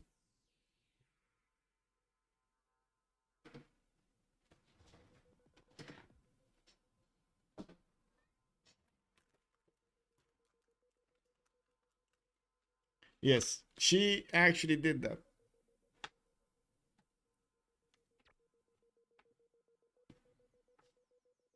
Yeah, she did that. I guess it's snip time. It's snip time. Oh my god, it is what it is. Can't do her job. Yeah, she did her job. We got more tempers coming up from Australia here, and I do see Poolp with more science and more culture than ChucK is, keeping ChucK on catch up. He's playing catch up right now. He has been playing catch up, I think, from the beginning of the game. I think these few turns of difference between them is actually him settling Newcastle and not another city, like, because he just didn't have. First of all, he got there a bit too late, and then second of all, he didn't really have good times to work in that city center. A cat does what a cat has to do. Yeah. Okay, now we got Tarugan with 52 defense strength, and I'm pretty sure these knights cannot push through it unless we do see the trebuchets coming around. Perth is going to get the second one, and yes, I do see encampments coming out here in Brisbane in 3 turns. We do have also commercials coming out from Mumbai. Okay, India gonna get to defend actually. Oh, she did need to get a few pikemen to actually defend against an Australian horse. I mean, that horse is not really going to be a good match for these pikemen. We do have the plus 10 strength against the Australian horse quite easily because of the pikeman anti-calf bonus. We got pyramids also in 5/10 finishing in Panna. She does have a crossbow there helping her defend this place.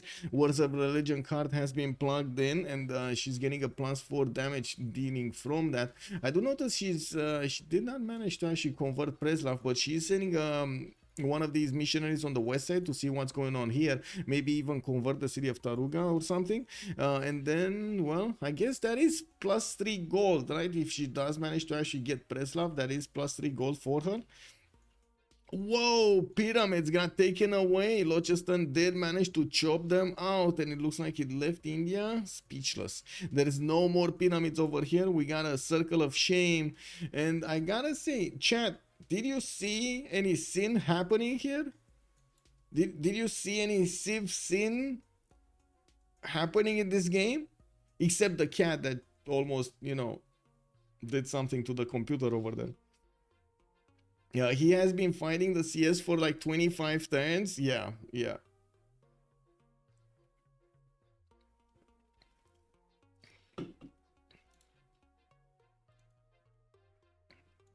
So no sin. Oh my god, look how chat doesn't see any mistake here. Okay. Okay. We got the second encampment coming out from Australia. We do have him finishing up that industrial zone from the city of Canberra. Where is that industrial zone? Here. That is a +4 next to the niter tile, the iron tile. And of course, the other districts to the south. He did manage to build an aqueduct here in the city of Launceston, which is going to be a pretty good industrial zone also, +5. We do have him also spamming out as many of these outback stations as possible throughout his territory.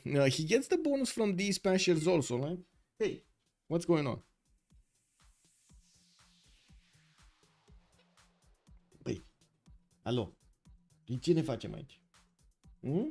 Ce ne facem aici? Oh my god.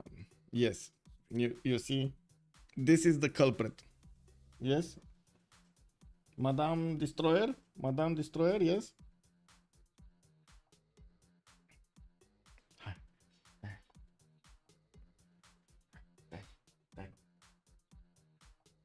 Well, we do have armories coming up in Newcastle, and I do notice finally Australia did manage to recruit a general. That was a 30-pointer. That is probably the first one in the game, Hannibal Barker, which is just going to give him an extra promotion level. Not really something amazing. We do have also some theater squares coming up in Hobart, and I need to check something because I'm gonna get very mad if it is.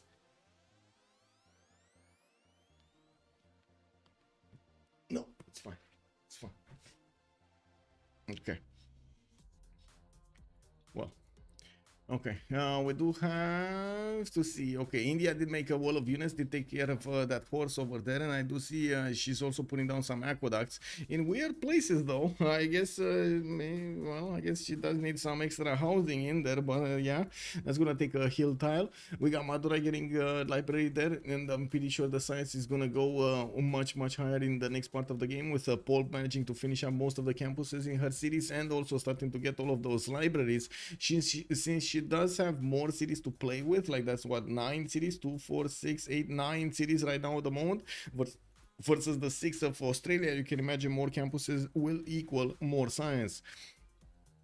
169 production and also 134 faith here for Poolp is going to give her an advantage over ChucK, but we're going to need to see if ChucK is going to manage to come back into this, especially with the industrial zones being built and no industrial zones right now in India. He's going to manage to get quite a bit of science, and also he's getting a bit of lucky here. First of all, with how much Taruga is putting up as a fight, and as you can see, it's going to take, even with the trebuchet, quite a bit of time to take down that city. We do have also Launceston with an explosive volcano next to it, and as you can see over here, it's happening. He's gonna need to repair all of these tiles. Yeah, 5 building damage. That is a problem. Wait, did he 1, 2, 3, 4? Oh my, just 3. The holy site just needs to get the temple back. Oh, 4 with this one. How did it hit this one? 2 tiles out, really? Wow, that is a problem. Anyway, for turns intelligence agency, I do want to remind you that Australia did go for Wall of Throne. He's not only going to pay less for the military, but he's going to build it faster, and that's going to matter quite a bit in the next part of the game, since Poolp did go for Grandmaster Chapel and Ancestral Hall, so she can settle more cities. We're going to need to see if the extra cities are going to give her the gold that she needs. She's starting to buy out coursers after she did manage to finish the Grandmaster Chapel. We're going to need to see if she's actually going to manage to push over here Australia. Preslov is actually doing quite a bit of defense here for Brisbane, you do see we do have that city state even building an encampment in the place, in the perfect place to actually keep any unit away from getting to Australia. And we do need to see if there's gonna be any kind of push here directly to the cities. Now, Australia doesn't really have a military. All of the military of Australia is deployed to deal with Taruga on the other side of the planet. Are you going to cast the final stage of the World Cup with Potato MC Whiskey? The three talks. Good evening, sir, and welcome. The world. I don't know. I mean, it really depends on the Potato MC Whiskey if he wants to join us or not.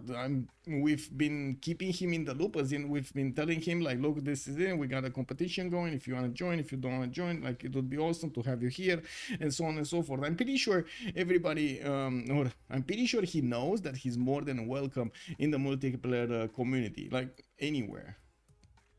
Or I hope he knows. I really hope he knows, because I've been telling him multiple times that he's more than welcome, and I do believe we need as much help as possible, like as many streamers, as many casters as possible, to join forces. You've seen how much it matters in other games that you do have the content creators actually getting together and trying to work towards a common goal. Well, that's basically what we would need over here in Civ6. Also, we are doing it, like me, Mount, Leech, Alexis Kremp, quite a few content creators are getting together and trying to build stuff.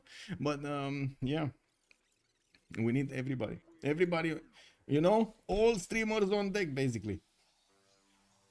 I honestly didn't expect diggers in 1v1, but it is what it is. Yeah, I mean, I guess we're gonna need to see if diggers is gonna be the way. ChucK over here is gonna get pushed way faster than the diggers will come out. We do have him right now going for military tactics, and I do see he has a trebuchet out of position.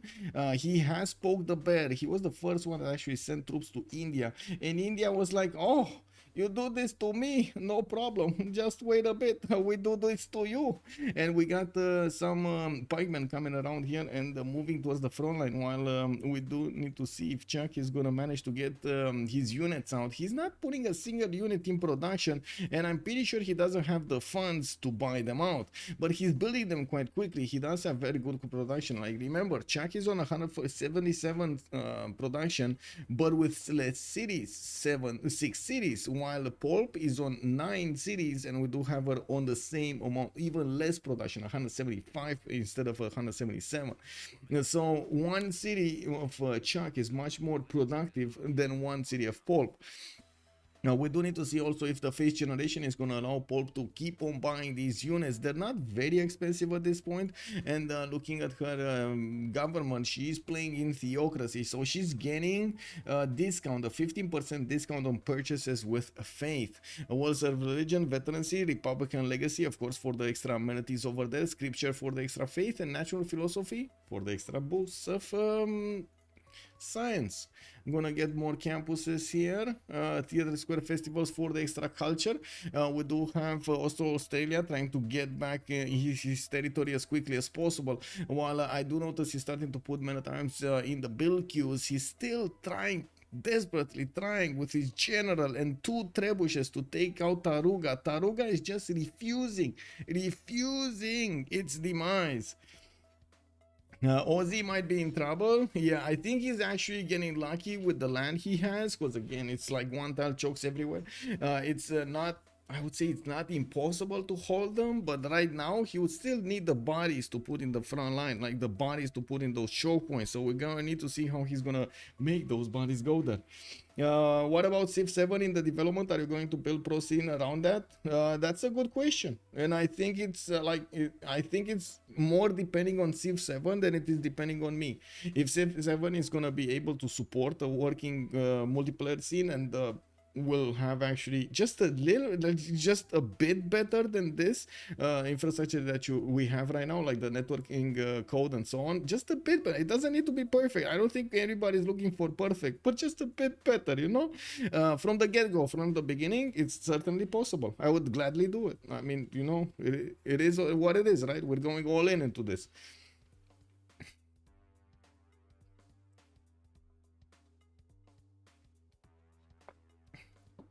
And we do have Australia managing to put one of these courses in the choke points to the west side. He's getting pushed also from the south by that one crossbow.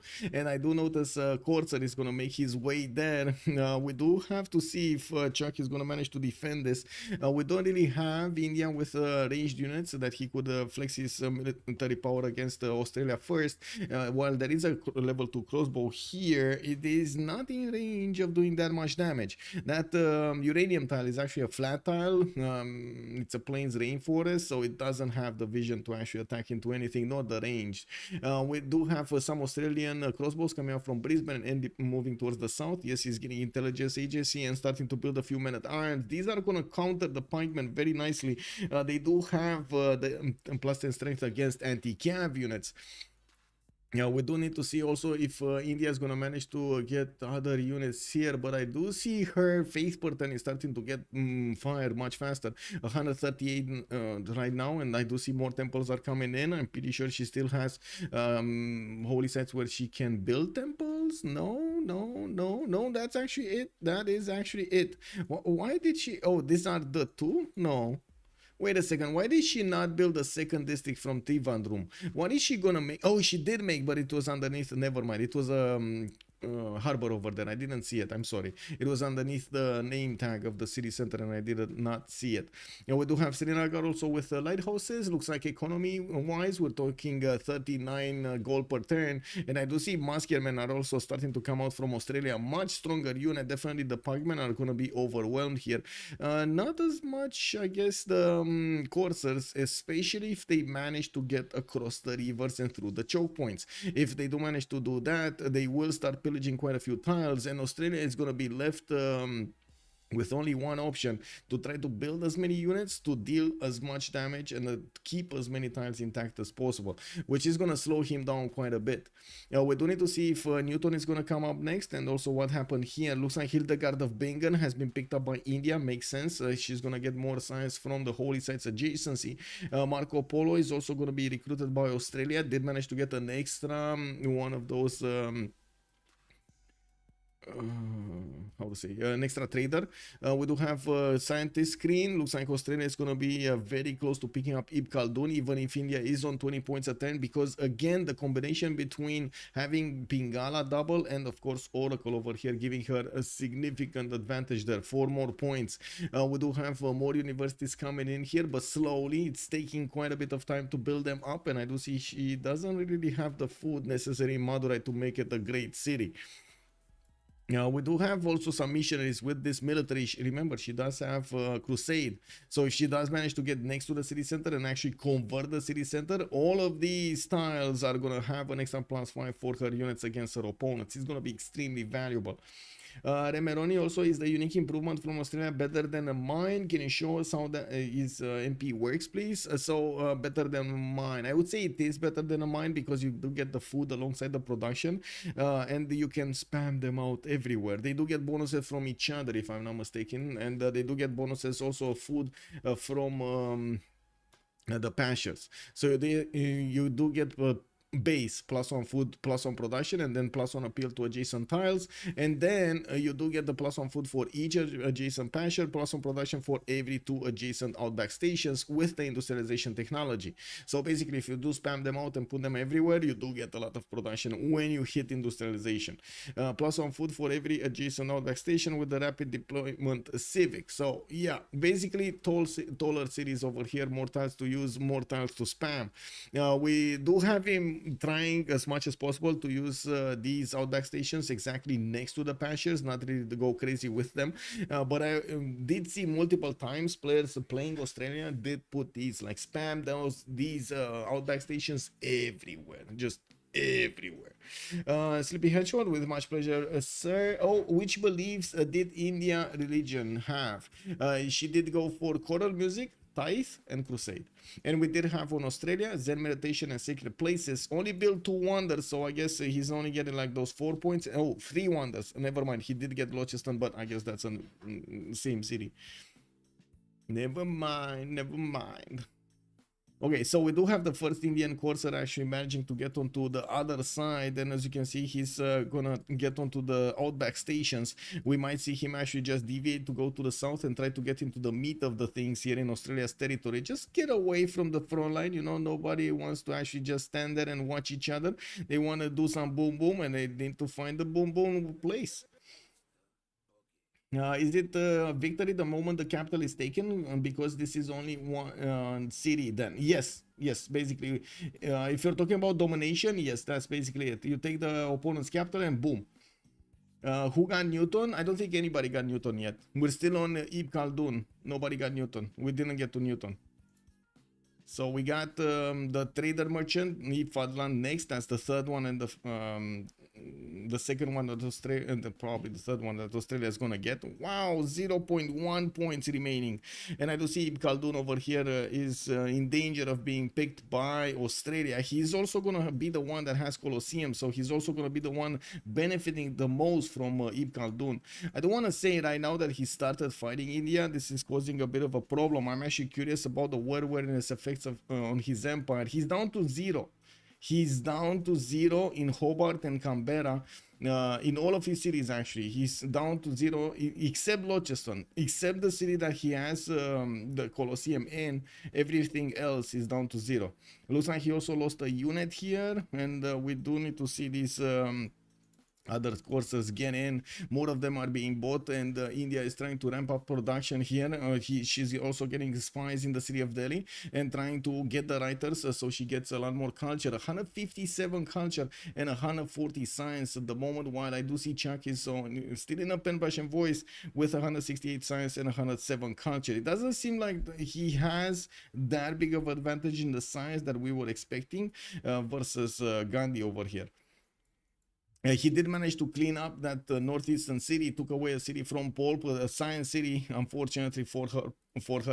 But I do see that India is managing to take advantage of the fact that Australia deployed his army to the far northeast, and he's going to try to make the push on the west side, where she's actually going to force Australia to build a lot more units. We'll have them actually slowly chipping away of the gold per 10. Both of them are down to 15-14 points here. Same amount of production, still a bit better on Poolp because, you know, a lot more faith. And I do see more food here on John Curtin. I'm pretty sure it's mostly because of the outbacks. Like, this is making so much of a difference here because he's working like 3 food tiles, 4 food tiles in the majority of his cities, and not lower, basically like 2 food tiles. Has Australia oligarchic legacy? That's a very good question. Does Australia have oligarchic legacy? No, he has a Republican legacy, plus one amenity in all cities. Did I check right? I think I checked right. Yeah, I did. It's ChucK. Okay, that was a miss over here. India just going into the water to the west of Canberra. That was quite a miss.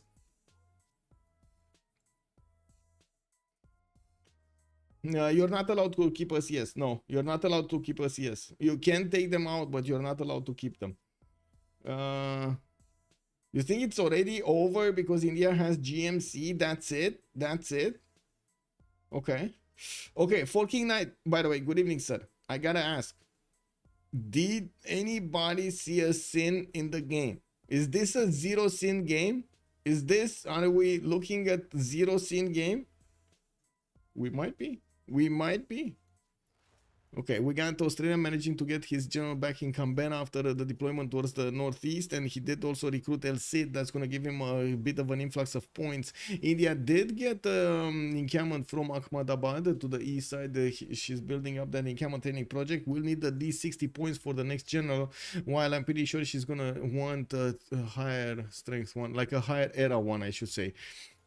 Managing to get a few units in the back line here, while Australia is trying to cut this off with some of his units. We're going to need to see if he's going to get to build this line as quickly as the units of India are coming close to it. I would imagine Trebuchet moves on sheep tile. This one, musket. No. This, can he get here? No, it can't get here, but it can get here.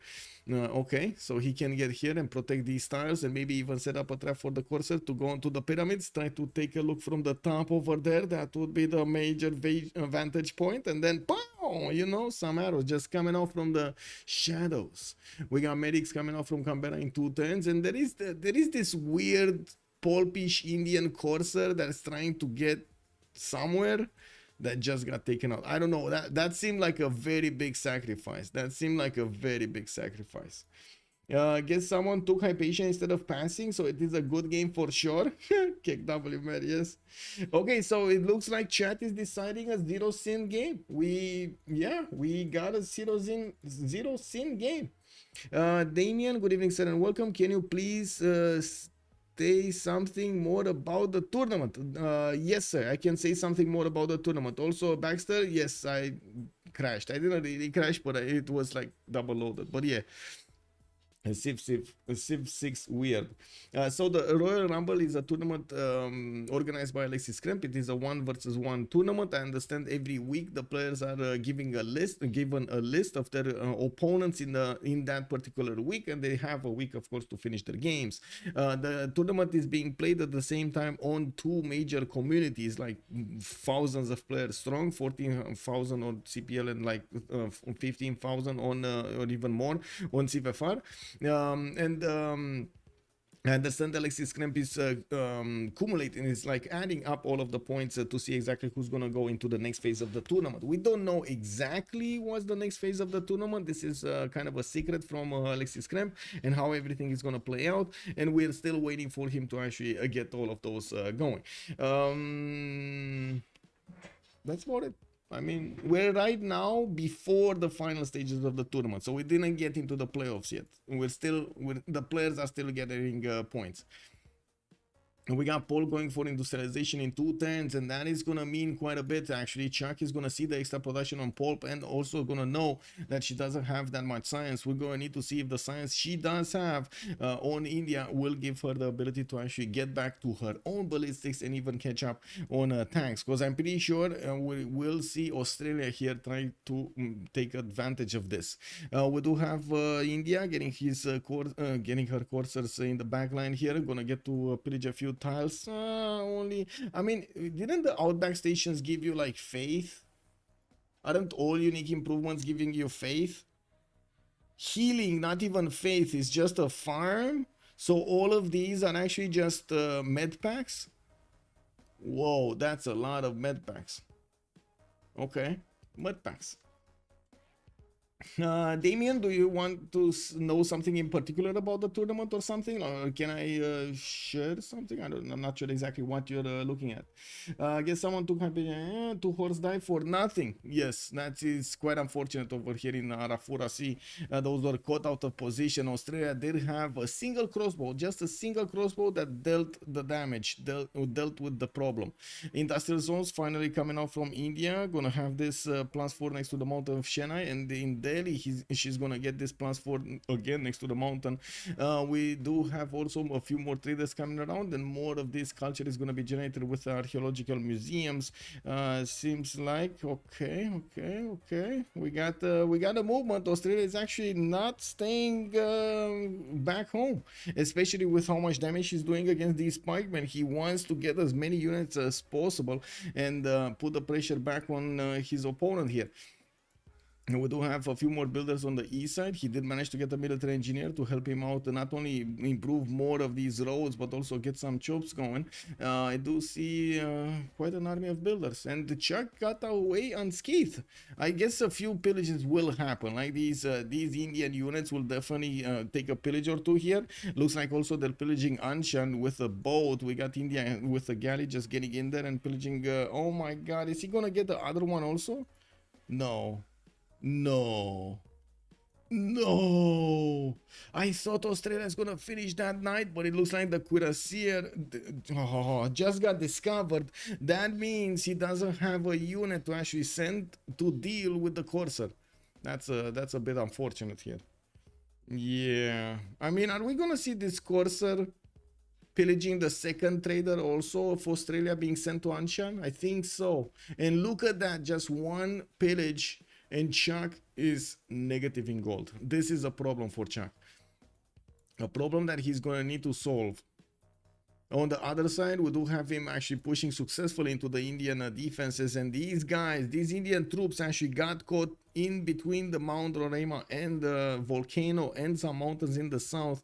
We got Abu trying to scout out for them, and it looks like the Australian musket is just gonna let loose. He's gonna be let loose, man. He's gonna get onto that forest, and every day he's gonna just go and punch either the pikeman or the corsair in the face. No, nobody's gonna do anything about this. This is actually quite a trap.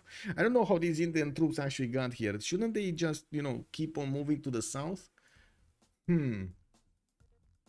That's quite a predicament. What are Civ6 actually? It's just a name. Good evening, sir. Basically, anything in the game that it's a mistake. Anything in the game that actually really, really smells bad, you shouldn't do that. You shouldn't do that. Some of them are actually gonna be we're gonna discover they're not sins, but some of them, like losing settlers, for example, unescorted settlers and so on, are definitely sins. So basically, the Storia, he sinned earlier. He did turn 13, unescorted settler, lost him the game. You see? Easy. Yeah? You put one and one together, you need to escort settler, no? Yeah? It's very difficult to get good amenities in a 1v1. Yes, does ChucK have industrialization? I don't think so. Oh, Poolp crashed again. Oops. Ouch.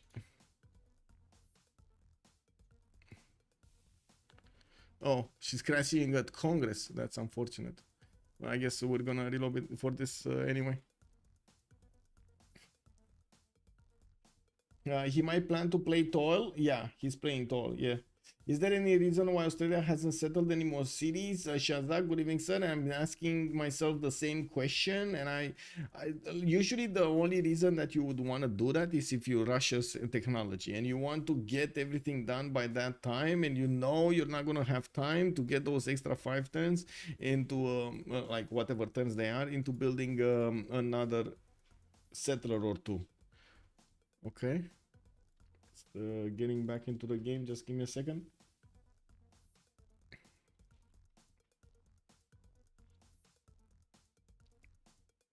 Yep.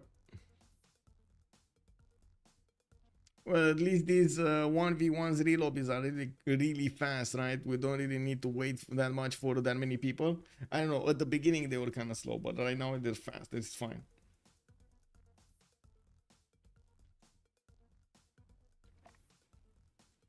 Hey, we're about to hit 30 likes. We're on 25 right now. We got 5 more and we're going into the game here. We're gonna need to see what we're gonna watch next. Not the double load again.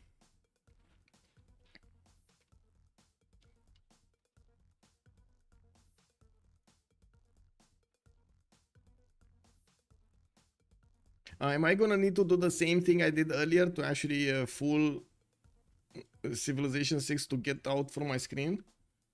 Oh my god, I'm gonna... No, this time it actually allows me. Kick W. Okay.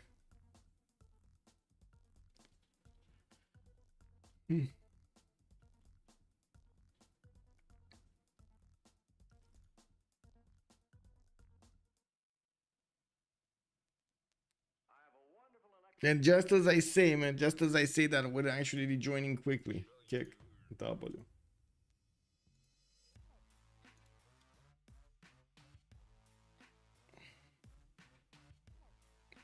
Are we getting in there? No? Hello? Ah, okay, there we go. I thought I clicked enter, but it seems like I clicked enter or something else. Must have been the other button. Ping? Ping? Oh. Sorry about this. So sorry. Okay, there we go. Wow, instant. Have you seen that? I barely clicked the button. What do you think about the phrase, if you have less than +5 amenities on free sim on turn 60, you did something wrong?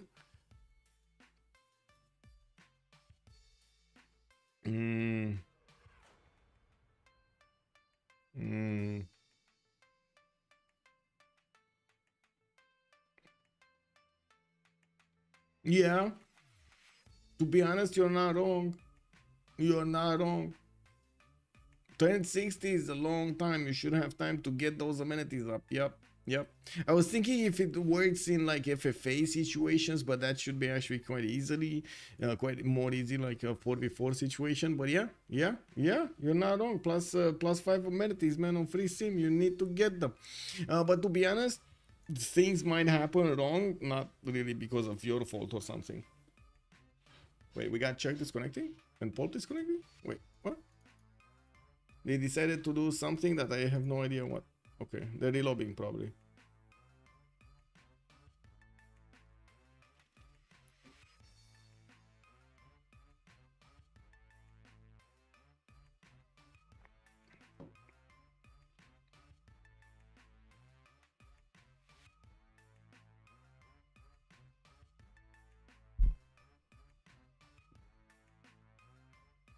So I guess we're gonna wait a little bit.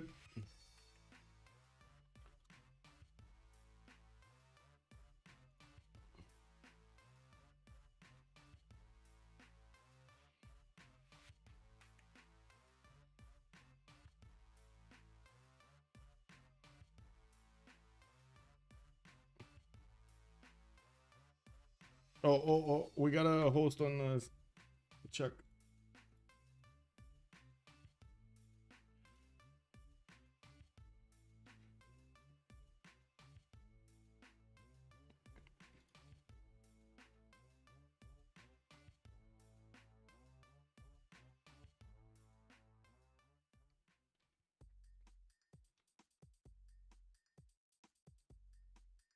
Apadana without a reason is kind of a sin. Okay. Someone called out the Apadana as being kind of sinning. Okay, we're gonna put Apadana. Okay, we got a sin. We got a sin right here. Apadana is the first sin. Building Apadana without the follow-up, I think it's called, right? There we go. Ding! We got it going. Yeah.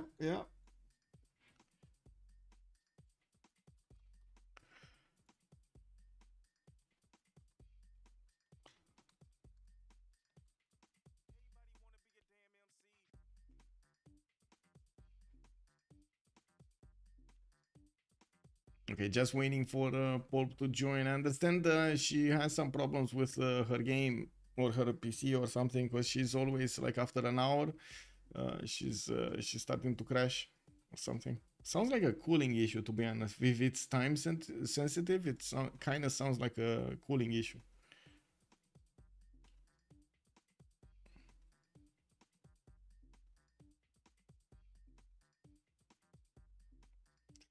Building Apadana to deny it from your opponent is not a sin.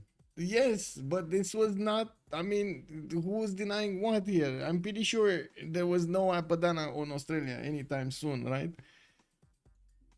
Anyway, they're gonna need to remake that one turn with the same moves. And yes, I do notice that ChucK is still gonna need to keep going towards the Indian troops, while the Indian troops are gonna need to get back tucked into a corner here. We do have the Australian muskemen that also are, as you can see, very potent. From the northeast, Australia's army is coming to join the ones on the southwest. And yes, I do see again, we do have the Queen Asir actually taking the production face instead of that knight. And we do have the Australian crossbow trying desperately to get to the campus tile that India is pillaging, but it looks like there's no way he's gonna stop it. There was a boat here. The boat died in the between, right? The boat died in between next to Anshan. Yeah, he did manage to pillage a trader here or something, and then poofed. Oh, the lighthouse actually got pillaged. Okay. India gonna get a missionary, just gonna sit by. We got aqueducts coming out from Madurai. She's actually gonna manage to get those AGCC points over here. Didn't actually manage to get like 2 of them, but to be honest, she can actually put an aqueduct on this 1-5 mine to give the water to Delhi, and also gonna build 2 very strong industrial zones between Delhi and Madurai, or could have built 2 strong industrial zones, because she did build it in the north, and that idea just out of the existence. We're gonna need to see what I guess the next industrial zones are gonna look like. Rifling on the side of ChucK. Poolp is actually not very far away, even if she did manage to get it into this. industrialization going, she did not manage to stay that far behind in the science screen. So as you can see, gonna go for some encampments. We do have the two big ones, the two big guys getting picked up here. No, only one. Looks like Khaldun is gonna be on the side of Australia, and he's also gonna pick. He got two Ibs. He got both of them. He got Khaldun and he got Fatland also.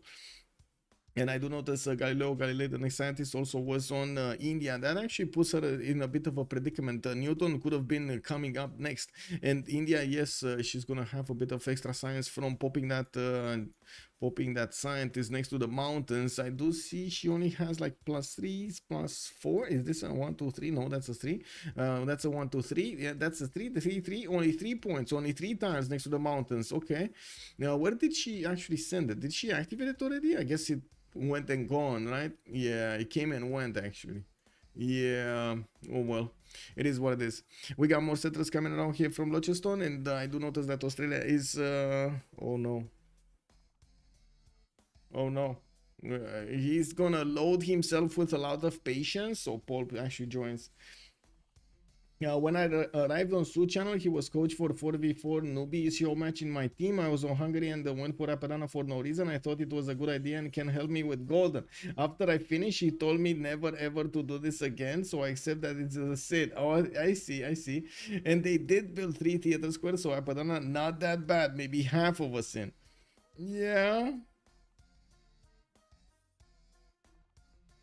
And half the science gap is pocket science, yes. Yes.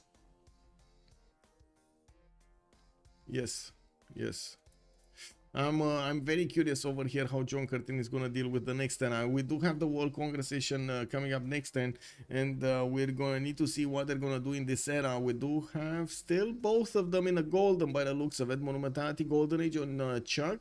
He's gonna get 52 Fate at 10. That's actually a pretty strong Monumentality. And we do have Gandhi here with Drums of War. Okay, Drums of War also. Do you see the production difference right now? Whoa! 300 production points on Gandhi.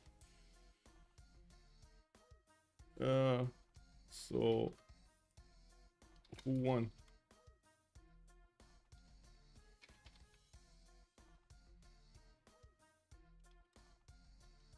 They say they're stopping here, and I'm like, okay, who won? Oh! ChucK won. Technical problems from Poolp. ChucK won. Australia, big muscles. Okay, let me actually see if they're in a channel somewhere.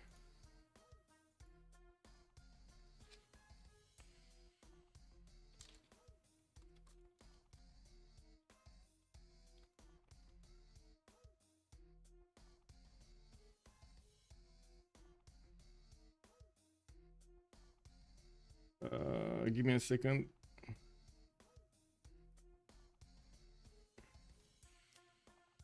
I think actually Poolp is having the same issues I did with my PC, and it took me a while to actually stabilize it. So I might, yeah. Just joining debrief right now. So I will try to actually help her out with this. Folks. Okay, we need to get into the channel, so give me a second so I can put my sound settings. There we go. Et sur les tanks, c'est quand même... Après, moi, du coup, j'ai mis des campements partout et des zones indus. Du coup, j'ai de la prod plus que de la culture. Je pense que la culture, une fois que j'ai nationalisme... Ouais, c'est vrai que si ton timing, c'est digger, tu vises pas forcément. Bonsoir. Hello. I'm sorry for technical issues. Yeah, no problem. It happens. I understand. Poolp did get a new PC, and unfortunately, these new PCs, man, I have so many issues with them. Like there's so many problems. It's like we're back in the 2000s, you know, when pieces just didn't mix together with each other. It's like that. My PC is too powerful for Civ. Big question, Poolp. Apadana? Yeah. Apadana? Really? I like. My stream said it's a sin. No, I think. I mean, I don't have a lot to do in my capitals since Yeah. I did a lot of settlers. I'm for pop. So just do that after good theater, Yeah, yeah. and it's cool. There It's was quite also a bit of some a. points for golden if I did it pretty Mhm. early. So if I want late golden, also having a banana is fine. Mhm. That's all.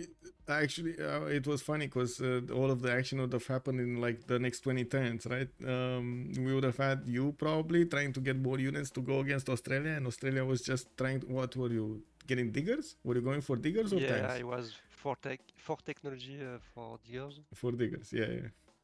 and I was about to resettle for city for only campuses, I think, and try diggers. Yeah. Yeah, so the question was, will Gandhi have enough production to kill Australia before diggers? Basically. No, before no. diggers, no way. No, I have to defend diggers and push later. Yeah, yeah. I think my bonus. I think ChucK is probably plus free activity now, but if we fight late game, he can be Lower. in happiness. I don't remember the name. Yeah. And I mean that was my plan. Just resist and after push, do a big push on his capital and try to military. But very late after I defend everything. Yeah, yeah. Makes sense. And so we got two blue CS, and I managed to get one, but yeah, after that he takes the lead in science. But no track, but I got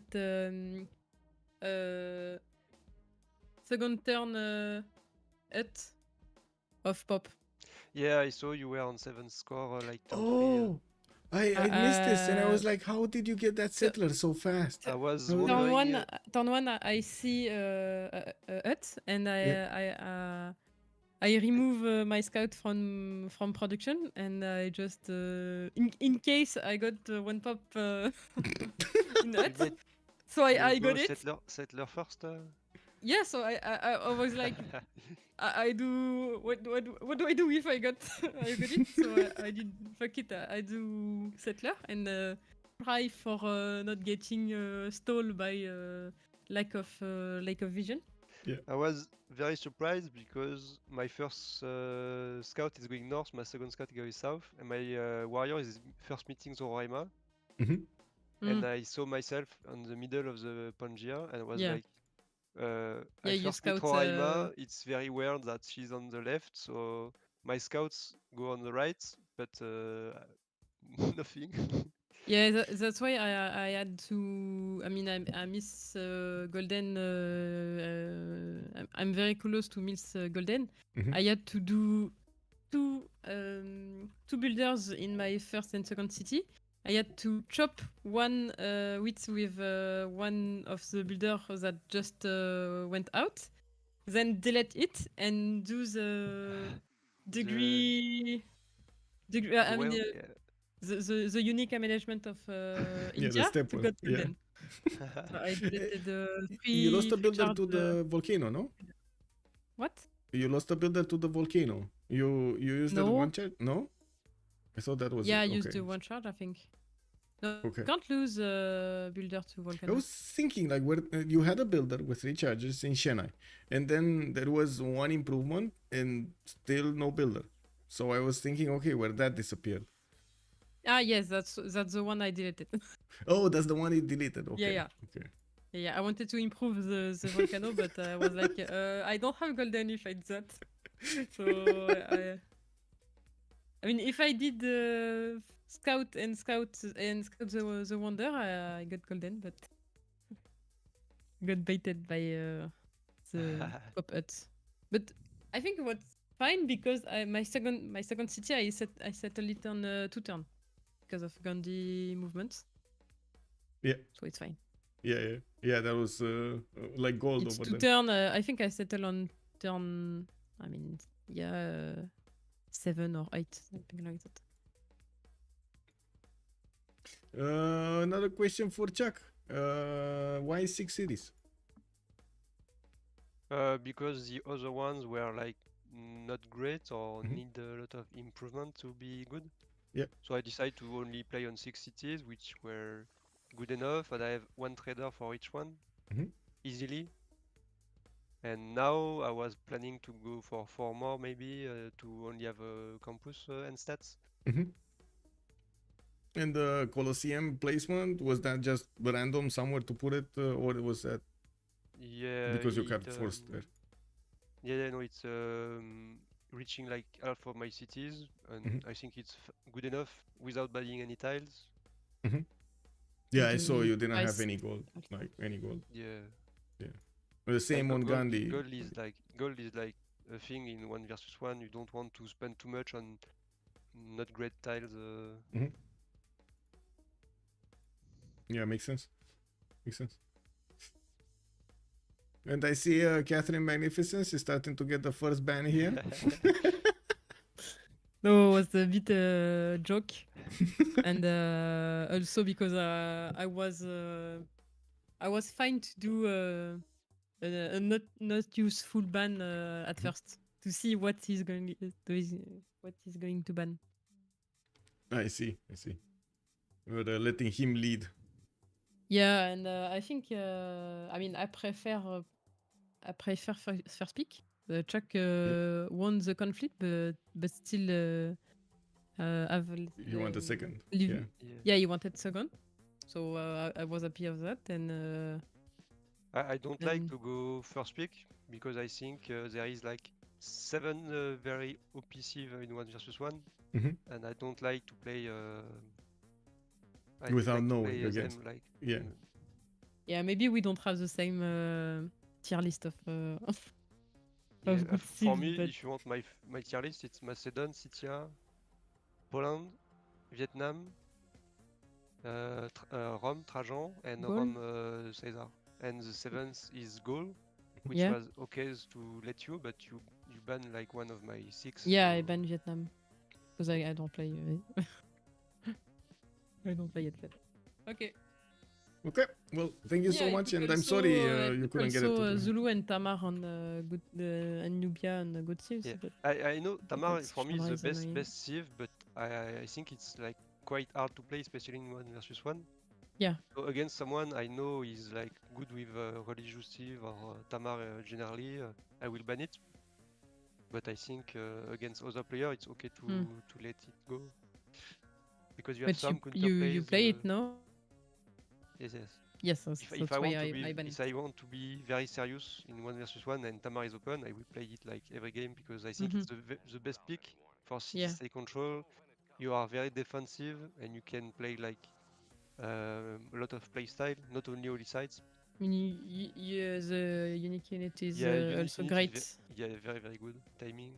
Like you have a lot of possibilities. I agree. But I think you have some counterplays against it, so That will stay secret. this will stay secret. Okay, thank you for casting. Yes. GG, Thank you for having me. GG, well ChucK. played. And See I'm you, sorry we didn't goodbye. have a conclusion, like, you know, the Yeah, full ending, but it sorry. is what it is. Yeah, I can imagine. Have a good evening. Bye bye. Bye. Same. So there we have it. We heard from both Poolp and ChucK giving us the read about the game. Over here, you got your answer, Battle Cruiser. It was to go taller. Not that many good cities to go around. It is what it is, man. Maxing out that tallest empire. Well, we did have Ilya planning for the late game over there. She did knew exactly what she would need to take defense and when to defend. Not only that, but also when to try to go to for the offense against Australia here, trying to predict what would happen on both sides. Thank you so much for everything. Much appreciated for the follows. And I did also notice Dentrinox. Thank you so much for the follow. And Grams to the Meat. Much appreciated, sir, for for the resub with a Prime. We do have from Friday coming up the CWC games, so I'm gonna update the list for the websites soon with all of the casters. They're still getting locked into their respective slots, and we're gonna need to see if we do have a game tomorrow to watch. Take a look at my Discord or using exclamation mark Discord, or I'm gonna try as much as I can to actually put update the schedule on the Twitch, but it's taking me a bit of time, I gotta say. I need to remember. But anyway, thank you so much for everything, much appreciated, and don't forget to leave a follow and a like over there on YouTube, and don't forget to also subscribe to the channel to get the notifications. Bye.